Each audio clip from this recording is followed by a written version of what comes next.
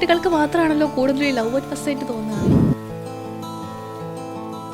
ഞാനെന്ന വ്യക്തിയെ ഞാനായി എൻ്റെ സാഹചര്യങ്ങളിൽ മനസ്സിലാക്കണം. കമ്മ്യൂണിക്കേഷൻ ഭയങ്കര പ്രശ്നമാണ് പെൺകുട്ടികൾക്ക്. പെൺകുട്ടികൾ ഹിന്റ് ഇട്ട് തരത്തേ ഉള്ളൂ, ബാക്കി നമ്മൾ പൂരിപ്പിച്ച് കണ്ടുപിടിച്ചെടുക്കണം. ഇത് ബിൽഡായി ആ ഫ്രസ്ട്രേഷൻ വലിയൊരു പ്രശ്നത്തിലേക്ക് നയിച്ച് അതൊരു ദേഷ്യമായി പൊട്ടിപ്പുറപ്പെടും. ചില കാര്യങ്ങൾ തുറന്ന് സംസാരിച്ചു കഴിഞ്ഞാൽ ബേസിക് ലെവലിൽ നിന്ന് സോൾവ് ചെയ്യാൻ പറ്റും. പ്രൈവസി ഭയങ്കര ഇമ്പോർട്ടന്റ് ആണ്. നമ്മൾ പറയാതെയും ചോദിക്കാതെയും തന്നെ നമ്മുടെ ലൈഫിലേക്ക് ഇടപെടും. ലവ് മാരേജ് ആണെങ്കിൽ റിലേഷൻഷിപ്പിൽ നിന്ന് ഇറങ്ങി പോരാൻ നമുക്ക് ഫ്രീഡം ഉണ്ട്. നമ്മളെ ഏറ്റവും പ്രൊട്ടക്ട് ചെയ്യേണ്ട ഒരാളാണ്. ആ ആള് തന്നെ ഒരു സ്കാർ അവിടെ വരുത്തുന്നത് ഭയങ്കര പാടാണ്. നേരത്തെ പറഞ്ഞ ഒരു പോയിന്റ് ഞാൻ തന്നെ തെറ്റാണെന്ന് ഇപ്പൊ ഞാൻ മനസ്സിലാക്കുന്നുണ്ട്. നമ്മൾ അതിനുള്ളൊരു ടൈം അവർക്ക് കൊടുക്കണം. ഇങ്ങനെയൊക്കെയാണ് കാര്യങ്ങൾ, ലോകം ഇങ്ങനെ മാറുന്നുണ്ട്, ഇങ്ങനെ ചിന്തിക്കണം എന്ന് നമുക്ക് പറഞ്ഞ് മനസ്സിലാക്കി കൊടുക്കാം. അവർക്ക് ഒരു പരിചയമില്ലാത്തൊരു സ്ഥലമാണ്, ഒരു പരിചയമില്ലാത്ത അറ്റ്മോസ്ഫിയർ ആണ്, അത് അവള് ഗ്രാസ്പായി വരുന്നതല്ലേ ഉള്ളൂ. ഹെൽത്തി റിലേഷൻഷിപ്പിൽ ഇരിക്കുന്ന ആൾക്കാർക്ക് ഒരു ഗേൾ ഓർ ബോയ് അവർക്കൊരു ബെസ്റ്റ് കാണില്ല. റിലേഷൻഷിപ്പിലും സ്നേഹത്തിലും ഒക്കെ കാണിക്കേണ്ട ഒരു റെസ്പെക്ട് ഉണ്ടല്ലോ, ഒരു മര്യാദ. പ്രണയം കൊണ്ട് ഒരാളെ ചേഞ്ച് ചെയ്യാൻ പറ്റും.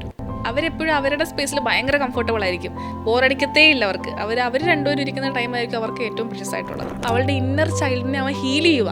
പ്രണയം അടുക്കാതെ ഇരിക്കാൻ എന്ത് ചെയ്യണം? അതിന് നമ്മളെ തന്നെ സ്നേഹിച്ചിട്ടേ കാര്യമുള്ളൂ.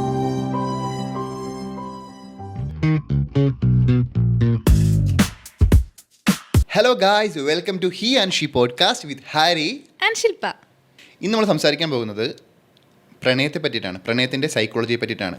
ഒരു ആൺകുട്ടിയുടെയും പെൺകുട്ടിയുടെയും പെർസ്പെക്റ്റീവിൽ എന്താണ് പ്രണയം. പെൺകുട്ടി എന്നൊക്കെ പറയാന്നറിയില്ല, കുട്ടികളൊക്കെ ആൻറ്റി എന്ന് വിളിച്ചു തുടങ്ങി. ആൻറ്റിമാരെ വിളിക്കട്ടെ കുട്ടി. ഒരാളെ കണ്ട് അയാളെ മനസ്സിലാക്കി അറിഞ്ഞ് പ്രണയിച്ച് അയാളുടെ കൂടെ ജീവിതം തുടങ്ങുന്നത് ഒരു വലിയ പ്രോസസ്സാണ്. പക്ഷെ അതുപോലെ തന്നെ ഒരാളെ കണ്ട ഉടനെ പ്രണയം തോന്നുന്ന ഒരു മാജിക് ഉണ്ടല്ലോ, ലവ് അറ്റ് ഫസ്റ്റ് സൈറ്റ്. അതിനെക്കുറിച്ച് എന്താ അഭിപ്രായം? ഏറ്റവും കൂടുതൽ ഇപ്പോൾ സിനിമകളിലൊക്കെ ആണെങ്കിലും നമ്മൾ കാണുന്നൊരു മൊമെൻ്റാണ് നായകൻ നായികനെ അവിചാരിതമായി കണ്ടുമുട്ടുന്നു. എൻ്റെ കേസിൽ ഇത് ഞാൻ പറയും ലവ് അറ്റ് ഫസ്റ്റ് സൈറ്റ് എന്ന് പറഞ്ഞൊരു അതൊരു മാജിക് തന്നെയാണ്. അത് ശരിക്കും ഉള്ളതാണ്. കാരണം ഞാൻ നിന്നെ കണ്ടുമുട്ടിയത് അല്ലെങ്കിൽ എനിക്ക് നിന്നോട് ആദ്യം പ്രണയം തോന്നുന്നത് ഒറ്റ സൈറ്റിലാണ്. പക്ഷെ ആൺകുട്ടികൾക്ക് മാത്രമാണല്ലോ കൂടുതൽ ലവ് അറ്റ് ഫസ്റ്റ് സൈറ്റ് തോന്നുക. അത് എനിക്ക് തോന്നുന്നു ആൺകുട്ടികൾ എല്ലായിടത്തും അവരുടെ പാർട്ട്നേഴ്സിനെ തേടുന്നുണ്ട്. അല്ല, സീരിയസ്ലി എനിക്ക് തോന്നുന്നതാണ്. കാരണം ഞാൻ എൻ്റെ കേസിൽ ഞാൻ അങ്ങനെ തേടിയത് കൊണ്ട് നിന്നെ കണ്ടെന്നല്ല. ഈ ലവ് അറ്റ് ഫസ്റ്റ് സൈറ്റിലൊരു സംഭവം എന്ന് വെച്ച് കഴിഞ്ഞാൽ നമ്മൾ ആ കാണുന്ന മൊമെൻറ്റിൽ അപ്പോഴത്തെ നമ്മുടെ മാനസികാവസ്ഥ അല്ലെങ്കിൽ ചില പ്രത്യേക മണങ്ങൾ, പെർഫ്യൂമിൻ്റെ ഒക്കെ മണം ആയിക്കോട്ടെ, ചില മെമ്മറീസ്, ഫെർമോൺസ്. ഇപ്പം ആ ടൈമിൽ നമ്മുടെ ഡോപ്പമിൻ വർക്ക് ചെയ്തിട്ട് ഈ കാണുന്ന കുട്ടി ഞാനുമായിട്ട് എവിടേക്കോ ഏതോ ജന്മജന്മാന്തരം എന്നൊക്കെ പറയത്തില്ലേ, അവിടെ കണക്റ്റഡ് ആയി കിടക്കുകയാണെന്നൊരു തോന്നൽ എൻ്റെ ബ്രെയിനിൽ വർക്കായി. അപ്പോൾ തോന്നുന്നൊരു ഫീലിംഗ് ആണ് ഈ. അപ്പോൾ നമുക്ക് ചെറിയൊരു അടിവയറ്റിലൊരു സുഖവും നെഞ്ചിലൊരു കനവും ഒക്കെ തോന്നും. ഇപ്പം ഞാൻ എൻ്റെ കേസിൽ പറയാം, ഞാൻ നിന്നെ കണ്ട സമയത്ത് ഞാൻ കോളേജിൽ പഠിക്കുമ്പം നീ ഫസ്റ്റ് ക്ലാസ് മുറിയിലോട്ട് കയറി വരുന്നു, ഫസ്റ്റ് ഡേ ഓഫ് കോളേജ്. അപ്പോൾ ആ സമയത്ത് പ്രേമം സിനിമ റിലീസായ സമയമാണ്. ഞാൻ പ്രേമം സിനിമ കണ്ട് അതിനകത്തിലെ നായകൻ നിവിൻ പോളി ആയിട്ട് എൻ്റെ ഗ്യാങ്, എൻ്റെ കൂട്ടുകാരൊക്കെ ആയിട്ട് ഞാനിങ്ങനെ ഇരിക്കുന്നു. ഞാനാണ് നിവിൻ പോളി. എൻ്റെ ലൈഫിൽ ഞാനാണല്ലോ സെൻട്രൽ ക്യാരക്ടർ. എല്ലാവരുടെയും ലൈഫിൽ അങ്ങനെയാണല്ലോ. അതാ ഞാൻ പറഞ്ഞത്. ഇപ്പം ആൺകുട്ടികൾ, പെൺകുട്ടികൾ അങ്ങനെ ആയിരിക്കും.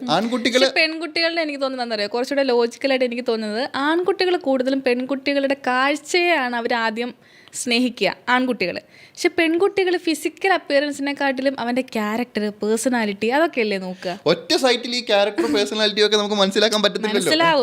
ഇപ്പൊ ഞാൻ നിന്നെ ആദ്യം കണ്ട് ഇഷ്ടപ്പെട്ടു, ആദ്യം തന്നെ നിന്റെ ക്യാരക്ടർ എന്ത്, പേഴ്സണാലിറ്റി എന്തെന്ന് എനിക്ക് ആ ഇഷ്ടം തോന്നിയാലല്ലേ നിന്നോട്ട് കൂടുതൽ അടുക്കാൻ പറ്റത്തുള്ളൂ. അപ്പോഴല്ലേ എന്റെ ക്യാരക്ടറും പേഴ്സണാലിറ്റിയും നിന്നെ മനസ്സിലാക്കി തരാൻ പറ്റത്തുള്ളൂ. ദൂരെ നിന്ന് ഒരാൾക്ക് എങ്ങനെയാ മനസ്സിലാവുന്നത്? ഒരാളോട് ഇഷ്ടം തോന്നുന്നു, അയാളുമായിട്ട് അടുക്കുന്നു. ഞാൻ ഇപ്പൊ പറഞ്ഞ പോലെ ആ പ്രേമ സിനിമ എന്റെ ലവ് അറ്റ് ഫസ്റ്റ് സൈറ്റിനെ അഫക്റ്റ് ആക്കിയിട്ടുണ്ട്. കാരണം എൻഹാൻസ് ചെയ്തിട്ടുണ്ട്. ക്ലാസ്സിലോട്ട് നീ കയറി വന്നപ്പോൾ ഞാൻ വിചാരിച്ചു മലരാന്ന്, മറ്റേ മലരുടെ മുഖത്ത് കുരുവാണ് കേട്ടോ. അതല്ല. അപ്പൊ ഞാൻ എന്റെ മനസ്സിൽ പാടുന്ന ബാക്ക്ഗ്രൗണ്ട് മ്യൂസിക് അങ്ങനല്ല. അപ്പം ആ ഒരു ടൈം, ആ ഒരു ക്ലാസ്, ആ ഒരു അറ്റ്മോസ്ഫിയർ, ആ സിനിമ എന്നിലുണ്ടാക്കിയ ഇമ്പാക്ട്, ശരിക്കും പ്രേമം സിനിമയാണ് നമ്മുടെ ലവ് സ്റ്റോറിയുടെ ബിഗിനിങ്ങിന്റെ കാരണമെന്ന് ഞാൻ പറയും. കാരണം ആ സമയത്ത് എനിക്കത് തോന്നി, നിന്നെ കണ്ടപ്പോഴത്തേക്കും മലർ മിസ്സായിട്ട് തോന്നി. സീരിയസ്ലി. അപ്പോൾ വന്നിട്ട് നീ ചിരിച്ചു, എന്നെ നോക്കിയിട്ടല്ല ചിരിച്ചു, എന്റെ ബാഗിൽ ഇരുന്ന നിനക്ക് പരിചയമുള്ള ഏതോ ഒരു പെൺകൊച്ചിനെ നോക്കിയിട്ട് നീ ചിരിച്ചു. അന്ന് ഏതോ ഒരു പെൺകൊച്ചാ, ഇന്ന് റോസ് കേട്ട്. അപ്പോൾ കറക്റ്റ് മലർ മിസ് ചിരിക്കുന്ന പോലെ തോന്നി. ആ തോന്നല് എൻ്റെ ബ്രെയിനിനെ ആ ഒരു സീനുമായിട്ട് മാച്ച് ചെയ്തിട്ട് നിവിൻ പോളി സായി പല്ലവിനെ കാണുന്ന പോലെ തന്നെ ഞാൻ as A central character of my life ഞാൻ എൻ്റെ നായികനെ കണ്ടുമുട്ടുന്ന ഒരു സീൻ. ജെനുവൻലി നീ അത് പറയുമ്പം ഒരു ഭയങ്കര ഫീലാണ്. അത് എനിക്ക് എക്സ്പീരിയൻസ് ചെയ്തിട്ടില്ലാത്തത് കൊണ്ട് എനിക്ക് അറിയത്തില്ല, പക്ഷെ അത് കേൾക്കാൻ തന്നെ ഭയങ്കര രസമുള്ള ഫീലാണ്. ഈ ലവ് അറ്റ് ഫസ്റ്റ് സൈറ്റിന്റെ ഒരു കുഴപ്പമെന്ന് വെച്ച് കഴിഞ്ഞാൽ നമുക്ക് ഇപ്പം ഞാൻ ക്ലാസ്സിൽ ആദ്യത്തെ ദിവസം കണ്ടു, രണ്ടാമത്തെ ദിവസം വേറൊരു പെണ്ണിനോട് എനിക്ക് ഇതുവരെ തോന്നുന്നു, മൂന്നാമത്തെ ദിവസം വേറൊരു പെണ്ണിനോട് എനിക്ക് തോന്നുന്നു. അത് ശരിക്കും അത് വേറൊരു കൈൻഡ് ഓഫ് പരിപാടിയല്ലേ. കാണുന്ന എല്ലാവരുടെയും ലൈഫ് പാർട്ണറെ തേടിക്കൊണ്ടിരിക്കുമ്പം ഇതാണോ എൻ്റെ ആൾ, ഇതാണോ എൻ്റെ ആൾ, ഇതാണോ എൻ്റെ ആൾ, അങ്ങനെ ചിലപ്പോൾ നമുക്ക് സിംഗിൾ ആയിട്ടിരിക്കുമ്പോൾ നമ്മൾ നോക്കുമായിരിക്കാം. പക്ഷെ എല്ലാവരോടും ഈ ഒരു അതീന്ദ്രിയമായിട്ടുള്ള ഒരു ഫീലിംഗ് വരുന്നു എന്ന് പറയുന്നത് പ്രണയം തോന്നാന്ന് പറയുന്നത് ഒരു പ്രശ്നമാണ്, അത് വേറെ പ്രശ്നമാണ്. ഇപ്പൊ ഒരാളെ കണ്ടു, ഇപ്പൊ നമ്മള് ഞാൻ നിന്നെ കണ്ടത് ഒരു ട്രെയിനിൽ വെച്ച്, ഇപ്പം നെഞ്ചുക്കൾ പെയ്തിടും മാമഴയെ പോലെ ആ ട്രെയിനിൽ വെച്ച് നീ വേറൊരു കമ്പാർട്ട്മെന്റിൽ ഇരുന്ന് കണ്ടായിരുന്നുണ്ടെങ്കിൽ നീയുമായിട്ട് അടുക്കാനുള്ള സാഹചര്യവും സാധ്യതയും കുറവാ. നമ്മൾ ഒരു ക്ലാസ്സിലോട്ട്, നീ എന്റെ ക്ലാസ്സിലോട്ട് തന്നെ കയറി വന്നതുകൊണ്ട് പിന്നെ സാധ്യത കൂടി. നീ നടന്ന് വേറെ ഏതെങ്കിലും ക്ലാസ്സിലോട്ട് വരുന്നെങ്കിൽ വീണ്ടും ഞാൻ ആ ക്ലാസ്സിന്റെ വാതിക്ക് വരണം. ഇതിപ്പോ എന്റെ ക്ലാസ്സിൽ തന്നെ വന്നു നീ. ഇപ്പൊ ലവ് അറ്റ് ഫസ്റ്റ് സൈറ്റ് ആണെങ്കിൽ ചിലരുടെ കേസിൽ അത് അങ്ങനെ ഫെയ്ഡ് ആയി പോകും. ആ ജസ്റ്റ് ബ്യൂട്ടി കണ്ട് അങ്ങനെ ഫെയ്ഡ് ആയി, കാരണം സാഹചര്യങ്ങളോട് അനുകൂലമാകണമല്ലോ. പിന്നെ നിന്നിലുണ്ടായ ആ ഫീലിംഗ് അത്ര അടിയുറച്ചതാണെങ്കിലേ അത് നീണ്ടു നിൽക്കത്തുള്ളൂ. കറക്റ്റ്. ഇപ്പൊ പ്രേമം സിനിമ ഇറങ്ങി കഴിഞ്ഞിട്ട് വേറെ എത്രയോ സിനിമ ഇറങ്ങി, അതിലെ എല്ലാ നായികമാരെ ഞാൻ കമ്പയർ ചെയ്ത് വേറെ പെണ്ണുങ്ങളോട് പോയി കഴിഞ്ഞായിരുന്നെങ്കിൽ അത് പ്രോബ്ലം ആയാണ്. ആ ഒരു മൊമെന്റിൽ, ആ ഒരു ലവ് അറ്റ് ഫസ്റ്റ് സൈറ്റിൽ മാത്രമാണ് ആ ഒരു ഫീലിംഗ്, അല്ലെങ്കിൽ ആ ഒരു സിനിമ, അല്ലെങ്കിൽ ആ ഒരു സാഹചര്യം. ബാക്കി ത്രൂ ഔട്ട് നിന്റെ ക്യാരക്ടർ, നിന്റെ പേഴ്സണാലിറ്റി, നിന്റെ സൗന്ദര്യം, നീ എന്നിൽ ഉണ്ടാക്കുന്ന ഇമ്പാക്റ്റുകൾ, അതെല്ലാമാണ് ഒരു ലൈഫ് പാർട്ട് എന്നുള്ള രീതിയിൽ മുന്നോട്ട് പോകാൻ അത് ഹെൽപ്പ് ചെയ്തത് എന്ന് ഞാൻ വിശ്വസിക്കുന്നുണ്ട്. ലവ് അറ്റ് ഫസ്റ്റ് സൈറ്റിൽ നിന്നൊക്കെ വരുന്നു, അത് കഴിഞ്ഞിട്ട് ഒരാളെ നമ്മൾ പരിചയപ്പെട്ട് തുടങ്ങുന്നു. അപ്പോൾ ആ ആളിൽ, ഒരു പെൺകുട്ടിയിൽ, പൊതുവെ ആൺകുട്ടികൾ നോക്കുന്ന ഏറ്റവും ബെസ്റ്റ് ക്വാളിറ്റി എന്തായിരിക്കും? അത് അണ്ടർസ്റ്റാൻഡിങ് അല്ലേ. ഞാനെന്ന വ്യക്തിയെ ഞാനായി എൻ്റെ സാഹചര്യങ്ങളിൽ മനസ്സിലാക്കണം. ഞാൻ ബിസി ആയിട്ടിരിക്കുന്ന സമയത്ത് എന്നെ ശല്യപ്പെടുത്താതെ, അല്ലെങ്കിൽ ഞാൻ വിഷമിച്ചിരിക്കുന്ന സമയത്ത് വന്ന് റീൽസ് കാണിക്കാതെ, അല്ലെങ്കിൽ ഞാൻ എന്തെങ്കിലും കാര്യമായിട്ട് ചിന്തിക്കൊണ്ടിരിക്കുന്ന സമയത്ത് വേറെ ഷോപ്പിങ്ങിന് പോകുന്നതിൻ്റെ കാര്യം, ഇതിൻ്റെ കാര്യം വന്ന് ബുദ്ധിമുട്ടിക്കാത്ത, ലോജിക്കലായിട്ടുള്ള, ഇൻ്റലിജൻ്റ് ആയിട്ടുള്ള, സാഹചര്യങ്ങളനുസരിച്ച് എന്നെ മനസ്സിലാക്കാനും സാഹചര്യം മനസ്സിലാക്കാനും കഴിവുള്ള ഒരു പാർട്ണർ ആയിരിക്കണം എന്ന് ആണ് എൻ്റെ ആഗ്രഹം. സോ ബേസിക്കലി എനിക്ക് തോന്നുന്നു ബോയ്സിന് അണ്ടർസ്റ്റാൻഡിങ് ആണ് ബേസിക്കലി വേണ്ടത്. ഗേൾസ് നോക്കുന്നത് ലവും വേണം, കെയറും വേണം, ഒരുപാട് കാര്യങ്ങളുണ്ട്. ബേസിക്കലി കൂടുതൽ പറഞ്ഞേക്കുന്ന പരാതികളിൽ കേൾക്കുന്നത് അവരെ മനസ്സിലാക്കുന്നില്ല. അവരുടെ സിറ്റുവേഷൻസ്, ഇപ്പം അവർക്ക് ജോലിയുടെ പ്രഷർ ഉണ്ടാവും, വേറെ ഫിനാൻഷ്യൽ പ്രഷർസ് ഉണ്ടാവും. അവർ കൂടുതലും ഇങ്ങനെ ഷെയർ ചെയ്യുന്ന ആൾക്കാരല്ലല്ലോ ആൺകുട്ടികൾ എന്ന് പറയുന്നത്. അപ്പൊ അത് പറയാതെ തന്നെ മനസ്സിലാക്കാൻ ശ്രമിക്കുക പെൺകുട്ടികൾ. അതാണ്. അതെ. നിന്റെ കേസിൽ അത് എന്താണ്? എന്റെ കേസിൽ എന്താണ് ഒരു പെൺകുട്ടി എന്ന നിലയിൽ ഒരു ആൺകുട്ടിയോട് അട്രാക്ഷൻ തോന്നാൻ ഏത് ക്വാളിറ്റിയാണ്? എനിക്ക് ഒട്ടും അഴിച്ചുകൂടാനാവാത്ത ഒരു ക്വാളിറ്റി റെസ്പെക്റ്റ് ആണ്. ഇപ്പം എന്നോട് മാത്രം എന്നുള്ളതല്ല, ഏത് ഹ്യൂമൻ ബീയിങ്ങിനോടും കൈൻഡായിട്ട് പെരുമാറുക, മറ്റുള്ളവരുടെ മുകളിൽ തട്ടിക്കയറാതെ, ദേഷ്യപ്പെടാതെ, അരഗൻ്റായിട്ട് സംസാരിക്കാതെ, എല്ലാവരോടും കൈൻഡായിട്ട് സോഫ്റ്റായിട്ട് സംസാരിക്കുന്ന, എല്ലാവരും റെസ്പെക്റ്റ് ചെയ്യുന്ന, പ്രായം കൊണ്ടോ അവരുടെ പദവി കൊണ്ടോ റെസ്പെക്റ്റ് ചെയ്യുന്നതല്ല ഞാൻ ഉദ്ദേശിക്കുന്നത്. അവരുടെ മറ്റുള്ളവരുടെ ക്യാരക്ടറിനനുസരിച്ച് ആൾക്കാർ എല്ലാവർക്കും ഒരു റെസ്പെക്റ്റ് കൊടുക്കുന്ന ഒരാളുണ്ടല്ലോ, ആ റെസ്പെക്റ്റാണ് എൻ്റെ ഒരു മെയിൻ ക്വാളിറ്റി, ഞാൻ നോക്കുന്നൊരു ക്വാളിറ്റി. സൂപ്പർ. ആൺകുട്ടികൾ പുറകെ നടക്കുന്ന ഒരു സ്റ്റേജിൻ്റെ കാര്യം പറഞ്ഞല്ലോ. ഒരു പെൺകുട്ടിയെ കണ്ട് ഇഷ്ടപ്പെട്ടു, അവളെ ഇമ്പ്രസ് ചെയ്യാൻ വേണ്ടി പുറകെ നടക്കുന്നു, അവളെ ഒന്ന് കാണാൻ വേണ്ടി പുറകെ നടക്കുന്നു. ഇങ്ങനെ പുറകെ നടന്ന് ഇവൾ യെസ് പറഞ്ഞു കഴിഞ്ഞിട്ടുള്ളൊരു സ്റ്റേജ് ഉണ്ടല്ലോ, അപ്പോൾ ഈ എഫേർട്ടുകൾ കുത്തനെ ഇടിഞ്ഞു പോകും. അത് പൊതുവായിട്ട് കാണുന്നൊരു കാര്യമാണ്. അതായത് യെസ് പറഞ്ഞു കഴിഞ്ഞിട്ട് നമ്മൾ ഇടുന്ന എഫേർട്ടുകൾ കുറയും, ഇൻട്രസ്റ്റ് കുറയും. ഇവളെന്തേ ആയല്ലോ, ഇനി എന്ത് ചെയ്യാന്നുള്ള പോലെ ആ എഫേർട്ടുകൾ പയ്യെ കുറഞ്ഞു വരുന്നതായിട്ട് എനിക്ക് തോന്നാറുണ്ട്. ഇപ്പം നമ്മളൊരു കാര്യം നമുക്ക് നേടണം എന്ന് ആഗ്രഹിക്കുക, നമ്മളൊരു പോയിന്റോട്ട് എത്തുമ്പോഴത്തേക്ക് അത് നമ്മുടെ സ്വപ്നമാണ്. അപ്പം നമ്മൾ ആലോചിക്കുന്നത് എല്ലാം അതിനെ പറ്റിയിട്ടായിരിക്കും.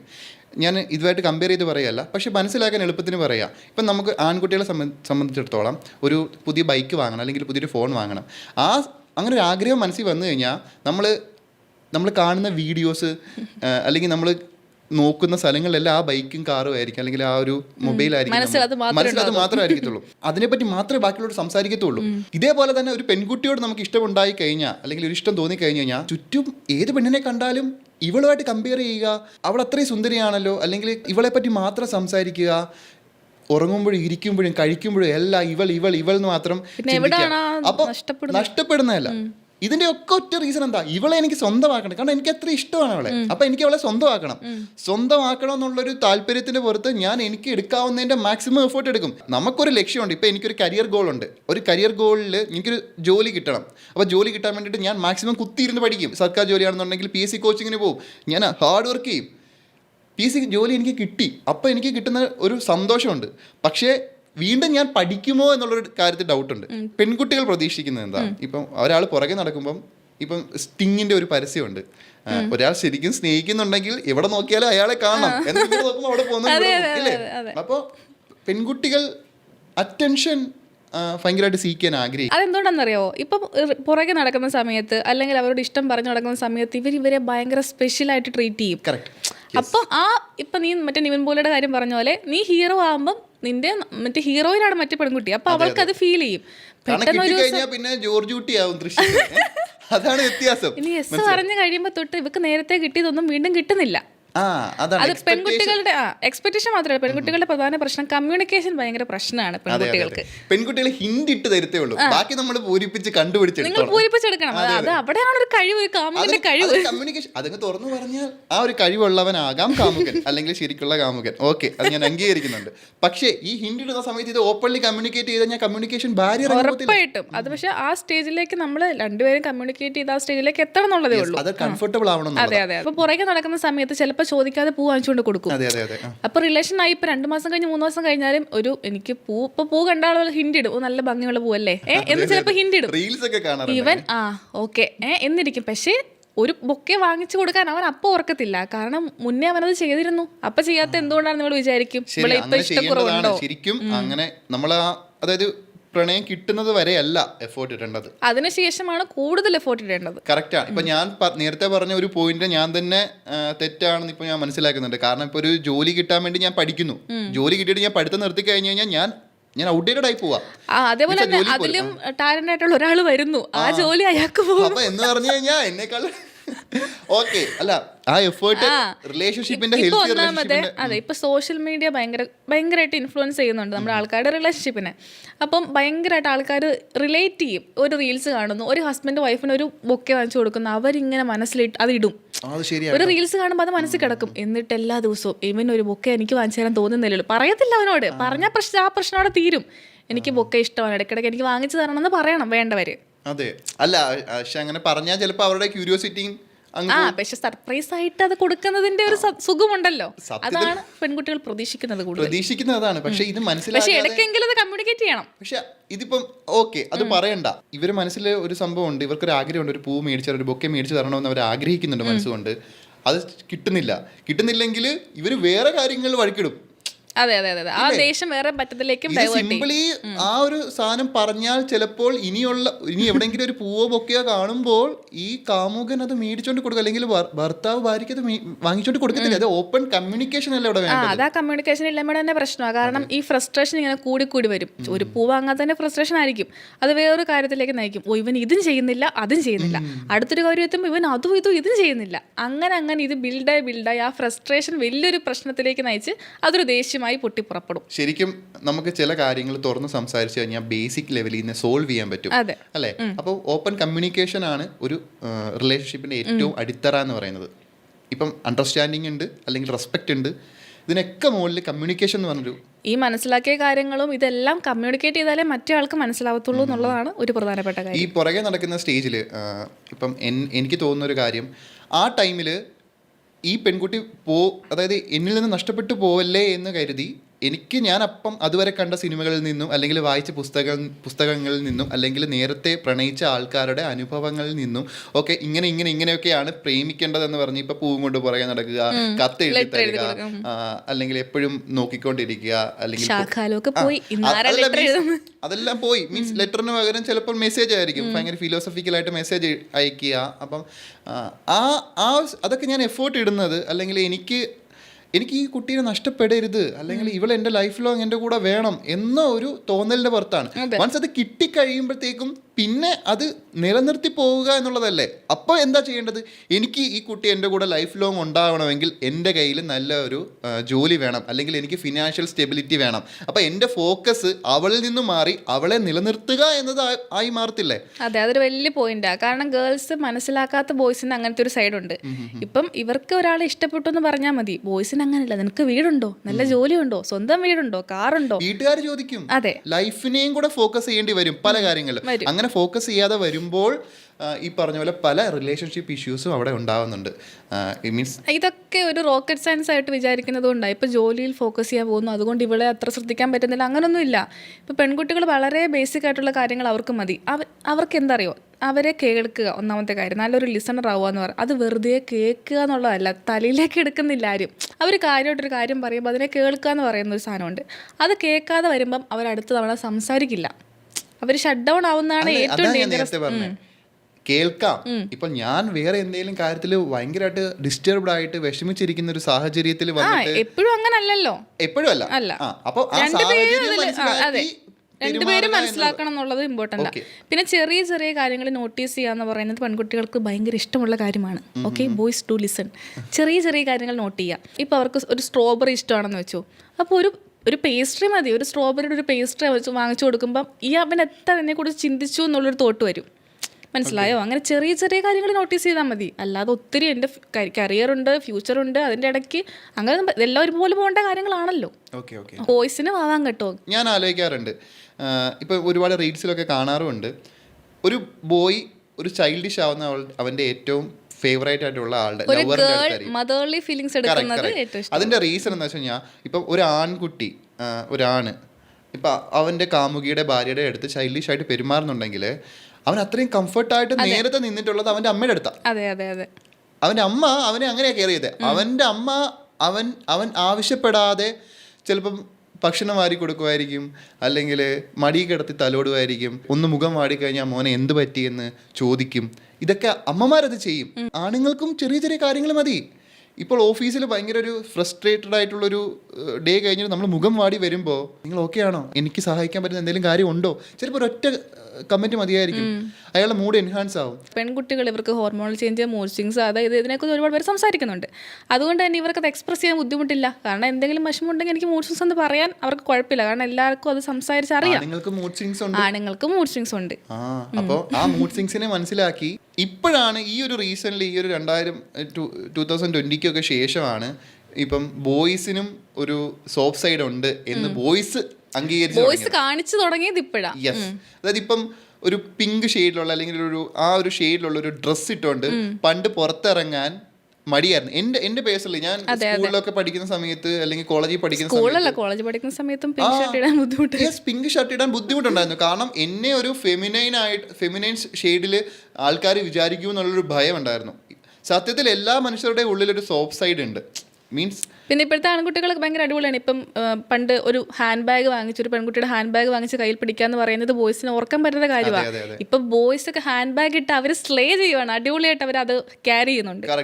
തുടരെ സിനിമയ്ക്കകത്തില് ലാലേട്ടൻ ശോഭനയുടെ ഹാൻഡ് ബാഗ് മേടിച്ചിട്ട് പിടിക്കുന്ന ഒരു രംഗമുണ്ട്. അല്ല, അത് കണ്ടപ്പോഴത്തേക്കും അത് എത്രമാത്രം നമ്മുടെ സിനിമകളും അല്ലെങ്കിൽ നമ്മളുടെ ചുറ്റും കാണുന്ന മീഡിയാസും സോഷ്യൽ മീഡിയയും ഒക്കെ നമ്മുടെ നല്ല മാറ്റങ്ങളെ, ഇപ്പം സോഷ്യൽ മീഡിയ മോശമാണ് എന്ന് പറയും, മീൻസ് കുറെ പേര് അങ്ങനെ പറയാറുണ്ട്. പക്ഷെ നല്ല കുറെ ചിന്താഗതികളെ നമുക്ക് നൽകുന്നുണ്ട് സോഷ്യൽ മീഡിയാസ് അല്ലെങ്കിൽ മറ്റു മാധ്യമങ്ങളെല്ലാം. പിന്നെ ഈ റീൽസിൽ കാണുന്നത് അല്ല അവരുടെ റിയൽ ലൈഫ് എന്നും കൂടെ ഓർത്താൽ എല്ലാവർക്കും നല്ലത്. അത് നമ്മൾ കമ്പയർ ചെയ്യാതിരുന്നത് നല്ല കാര്യങ്ങൾ മാത്രം എടുക്കാം. പണ്ട് കമ്പയർ ചെയ്തില്ലെങ്കിൽ തന്നെ ഇത് നമ്മുടെ മനസ്സിൽ കിടക്കുകയും ചെയ്യും. ഒരു സിറ്റുവേഷനിൽ ഇത് താനേ പൊന്തി വരും നമ്മൾ അറിയാതെ. ഇങ്ങനെയൊക്കെയാണ് ബാക്കിയുള്ളവരൊക്കെ, അപ്പൊ എന്റെ ലൈഫിൽ എന്തുകൊണ്ട് ഇങ്ങനെ സംഭവിക്കുന്നു എന്നൊരു കമ്പാരിസൺ തന്നെയാണ് അത് വരും. ഒരു റിലേഷൻഷിപ്പിന് വേണ്ട അടിസ്ഥാനപരമായിട്ടുള്ള ഒരു ക്വാളിറ്റി എന്താണെന്നാണ്? റിലേഷൻഷിപ്പിലായിരിക്കുന്ന ആ രണ്ട് പേര് അവരൊരു ടീം ആയിരിക്കണം എപ്പോഴും. അതൊരു സൂപ്പർ പോയിന്റാ. Be a team. കറക്റ്റ്. അതായത് ഇപ്പം റിലേഷൻഷിപ്പ് ഒരു ഗെയിം ആണെന്ന് പറയാം, അല്ലെങ്കിൽ ലവ് എന്ന് പറയുന്നത് ഒരു ഗെയിം ആണെന്ന് പറഞ്ഞു കഴിഞ്ഞാൽ അത് എതിരാളി നമ്മുടെ പാർട്ണർ അല്ല. നമ്മൾ ഒരുമിച്ച് മറ്റുള്ളവരുമായിട്ടാണ് ചലഞ്ചസ് വെക്കുന്നത്. ഒരു കപ്പിൾ തമ്മിൽ എന്തെങ്കിലും ഒരു പ്രോബ്ലം ഉണ്ടാകുന്നു, അപ്പം ഞാനും നീയും തമ്മിലല്ല ആ പ്രോബ്ലം, നമ്മളും ആ പ്രോബ്ലം തമ്മിലാണ് പ്രോബ്ലം എന്ന് ചിന്തിക്കണം. അതൊരു വലിയ വലിയ ഒരു ഫിലോസഫിക്കൽ കാര്യമാണ് ഇപ്പൊ പറഞ്ഞത്. ഓക്കെ, അപ്പം കാരണം ടീമായിട്ട് നിന്ന് ചിന്തിക്കാൻ പ്രശ്നങ്ങളിൽ ഇപ്പം നോർമലായിട്ട് ഇരിക്കുന്ന സമയത്തേക്ക് ഞാൻ കണ്ടിട്ടുണ്ട് നല്ല റിലേഷൻഷിപ്പിലായിരിക്കുന്ന ആൾക്കാരായിരിക്കും, പക്ഷെ ഒരു മിസ്അണ്ടർസ്റ്റാൻഡിങ് വന്ന് അവർ തമ്മിലൊരു വഴക്കായെന്ന് വെച്ചു, അവരായിരിക്കും മറ്റേയാളുടെ ലോകത്തില്ലാത്ത ശത്രുതയായിരിക്കും. അതായത് ആ പാർട്ട്ണർ ഇവരുടെ ഏറ്റവും വലിയ ശത്രുവായി മാറും. കുറച്ച് നേരത്തേനും ഉള്ളെങ്കിൽ പോലും ചിലർ കുറച്ച് നേരത്തേനായിരിക്കും ആ വഴക്ക് കഴിയുന്നു. ആ വഴക്കിന്റെ ആ സമയത്ത് ഇവർ അവരെ കുറിച്ച് പറയാൻ ബാക്കിയൊന്നും ഉണ്ടാവില്ല. ശരിയാ, കാരണം പണ്ട് നടന്ന കാര്യങ്ങള് ഒരുപാട് അത് വിടത്തില്ല. ഇല്ലേ, ഇങ്ങനെ മനസ്സിൽ വെച്ച് അത് ഇങ്ങനെ പറഞ്ഞു അതിന് ഭയങ്കരമായിട്ട് ബുള്ളിങ് ചെയ്തിട്ട് അത് കഴിഞ്ഞിട്ട് ഇത് ഓക്കെ ആയി കഴിയുമ്പോ വഴക്കിട്ടപ്പോ പറഞ്ഞതല്ലേ, പക്ഷെ മറ്റാളുടെ മനസ്സിൽ ഇത് കിടക്കും. വഴക്കിട്ടപ്പോ പറഞ്ഞതാണെങ്കിൽ പോലും അതൊരു ചെയിൻ റിയാക്ഷൻ പോലെ ഇങ്ങനെ സംഭവിച്ചു വലിയ ബ്രേക്കപ്പുകളിലേക്കൊക്കെ ഡിവോഴ്സുകളിലേക്കും ഒക്കെ അത് പരിണമിക്കാറുണ്ട്. അപ്പൊ ഇങ്ങനെ വഴക്കുണ്ടാകുമ്പോഴേ ചിന്തിക്കുക ഈ വഴക്കുണ്ടായത് എങ്ങനെയാണ്, ഇങ്ങനെ ഒരു പ്രശ്നം അല്ലെങ്കിൽ ഒരു വാക്ക് ഇങ്ങനെ വന്നതുകൊണ്ടാണ്. അത് നിന്റെ പ്രശ്നമല്ല, നിന്നെ എനിക്കറിയാം അല്ലെങ്കിൽ എന്നെ നിനക്കറിയാം. അപ്പൊ ആ പ്രോബ്ലത്തിനെയാണ് നമ്മൾ ട്രീറ്റ് ചെയ്യേണ്ടതെന്ന് വിചാരിച്ച് ഒരു ടീമായി നിന്നുകൊണ്ട് ആ പ്രശ്നത്തിനെ നേരിടുക എന്നുള്ളതാണ്. പിന്നെ എനിക്ക് തോന്നുന്ന ഈ പറഞ്ഞ പോയിന്റിൽ കേട്ടപ്പോൾ എനിക്ക് തോന്നിയൊരു സംഭവം, ഇപ്പം നമ്മളൊരു ടീമായിട്ട് നിന്ന്, ഇപ്പം നമ്മൾ റിലേഷൻഷിപ്പിലുള്ള ഒരാണും പെണ്ണും അവരൊരു ടീമായിട്ട് നിന്ന് കഴിഞ്ഞു കഴിഞ്ഞാൽ ബാക്കിയുള്ളവർ എന്ത് പറയുന്നു എന്നത് ഒരു മാറ്ററേ ആവില്ല. ഇപ്പൊ ഈ സംഭവിക്കുന്ന വെച്ച് കഴിഞ്ഞാൽ ഒരു വഴക്കുണ്ടായി കഴിഞ്ഞു കഴിഞ്ഞാൽ രണ്ട് സർക്കിളായി മാറും. ഇവർ രണ്ടുപേരും ഇവരുടെ പേഴ്സണൽ ആയിട്ടുള്ള ബാക്കി ഫ്രണ്ട്സിനോട് അല്ലെ ഫാമിലിയോട് ഇയാളുടെ കുറ്റം പറയുക അല്ലേ, ആ പ്രശ്നത്തെ പറ്റി പോലും ചിലപ്പോൾ പറയത്തില്ല. ഇയാളുടെ കുറ്റം ഇങ്ങനെ പറഞ്ഞുകൊണ്ടിരിക്കുമ്പോഴത്തേക്കും സ്വാഭാവികമായിട്ട് ഒരാളോട് നമ്മളിപ്പം മാനിഫെസ്റ്റേഷൻ ഒക്കെ പറയുന്ന പോലെ തന്നെ ഇപ്പം നമ്മൾ ഒരാളെ പറ്റി മോശം ഒരാളോട് പറയുമ്പം സ്വാഭാവികമായിട്ട് നമ്മുടെ മനസ്സ് വിചാരിക്കും മറ്റേ ആൾ മോശമാണെന്ന്. അതുപോലെ തന്നെ നമ്മളിപ്പം ഫ്രണ്ട്സിൻ്റെ അടുത്തൊക്കെ പറയുന്നില്ലേ, അപ്പം ആ ഫ്രണ്ട്സിൻ്റെ അടുത്ത് നമ്മൾ നമ്മുടെ പാർട്ട്ണറിനാണ് മോശമായി ചിത്രീകരിക്കുന്നത്. നമ്മൾ വഴക്ക് കഴിഞ്ഞ് നമ്മളത് വിടും, പക്ഷെ അവരുടെ മനസ്സിൽ ഒരു റെഡ് മാർക്കായിട്ട് ഇത് കിടക്കും. ശരിയാ, മാക്സിമം വഴക്കുകൾ അല്ലെങ്കിൽ നമ്മുടെ റിലേഷൻഷിപ്പിൽ ഉള്ളിൽ ഉണ്ടാകുന്ന കുറെ കാര്യങ്ങൾ പ്രൈവറ്റ് ആയിട്ട് വെക്കുക അല്ലെ. ഒരു ടീമിനുള്ളിൽ രഹസ്യങ്ങൾ ഉണ്ടാവും, ഒരു ടീമിന്റെ സ്ട്രാറ്റജി ഉണ്ടാവും, അതൊന്നും പുറത്ത് പറയേണ്ട കാര്യമില്ല. അത് ആ ടീം ബിൽഡ് ചെയ്യാൻ അത് ഭയങ്കര യൂസ്ഫുൾ ആണ്. അത് പുറത്ത് പറഞ്ഞാൽ അവരുടെ സ്ട്രാറ്റജി പോയില്ലേ. അപ്പോൾ ബി എ ടീം എന്നുള്ളതാണ് ഒരു ക്വാളിറ്റി. അതുപോലെ തന്നെ കൂടെ പറഞ്ഞത് പ്രൈവസിയാണ്. പ്രൈവസി ഭയങ്കര ഇമ്പോർട്ടൻ്റ് ആണ്. ഒരു വഴക്കുണ്ടാവുന്നതിന്റെ കാരണം അല്ലെങ്കിൽ ഇപ്പം നമ്മൾ വഴക്കിട്ടതിന്റെ കാരണം മൂന്നാമതൊരാൾ അറിയേണ്ട ആവശ്യമില്ല, അറിയരുത്. അത് അവിടെ തന്നെ നമുക്കിടയിൽ തന്നെ അത് സോർട്ട് ചെയ്യാൻ പറ്റണം. ഈ റിലേഷൻഷിപ്പിന്റെ സമയത്ത് തന്നെ, അതായത് ലവിലിരിക്കുന്ന സമയത്ത് തന്നെ ഫാമിലീസിനെ ഇൻവോൾവ് ചെയ്യിപ്പിക്കുന്ന ഒരു പ്രവണതയുണ്ട്. അതായത് എന്റെ കാമുകീനെ എന്റെ അമ്മയെ വിളിച്ച് സംസാരിപ്പിക്കുക, എന്റെ ചേച്ചിമാരെ മീൻസ് കല്യാണം കഴിഞ്ഞിട്ട് പോലും ഈ ഫാമിലിയുടെ ഇടപെടലുകൾ പ്രശ്നമാണ്. ഞാൻ വിശ്വസിക്കുന്നറിയോ, എന്റെ പാർട്ണർ ആവേണ്ട അല്ലെങ്കിൽ എന്റെ ഭാര്യ ആവേണ്ടത് നീയാണ്, നിന്റെ കുടുംബമല്ല.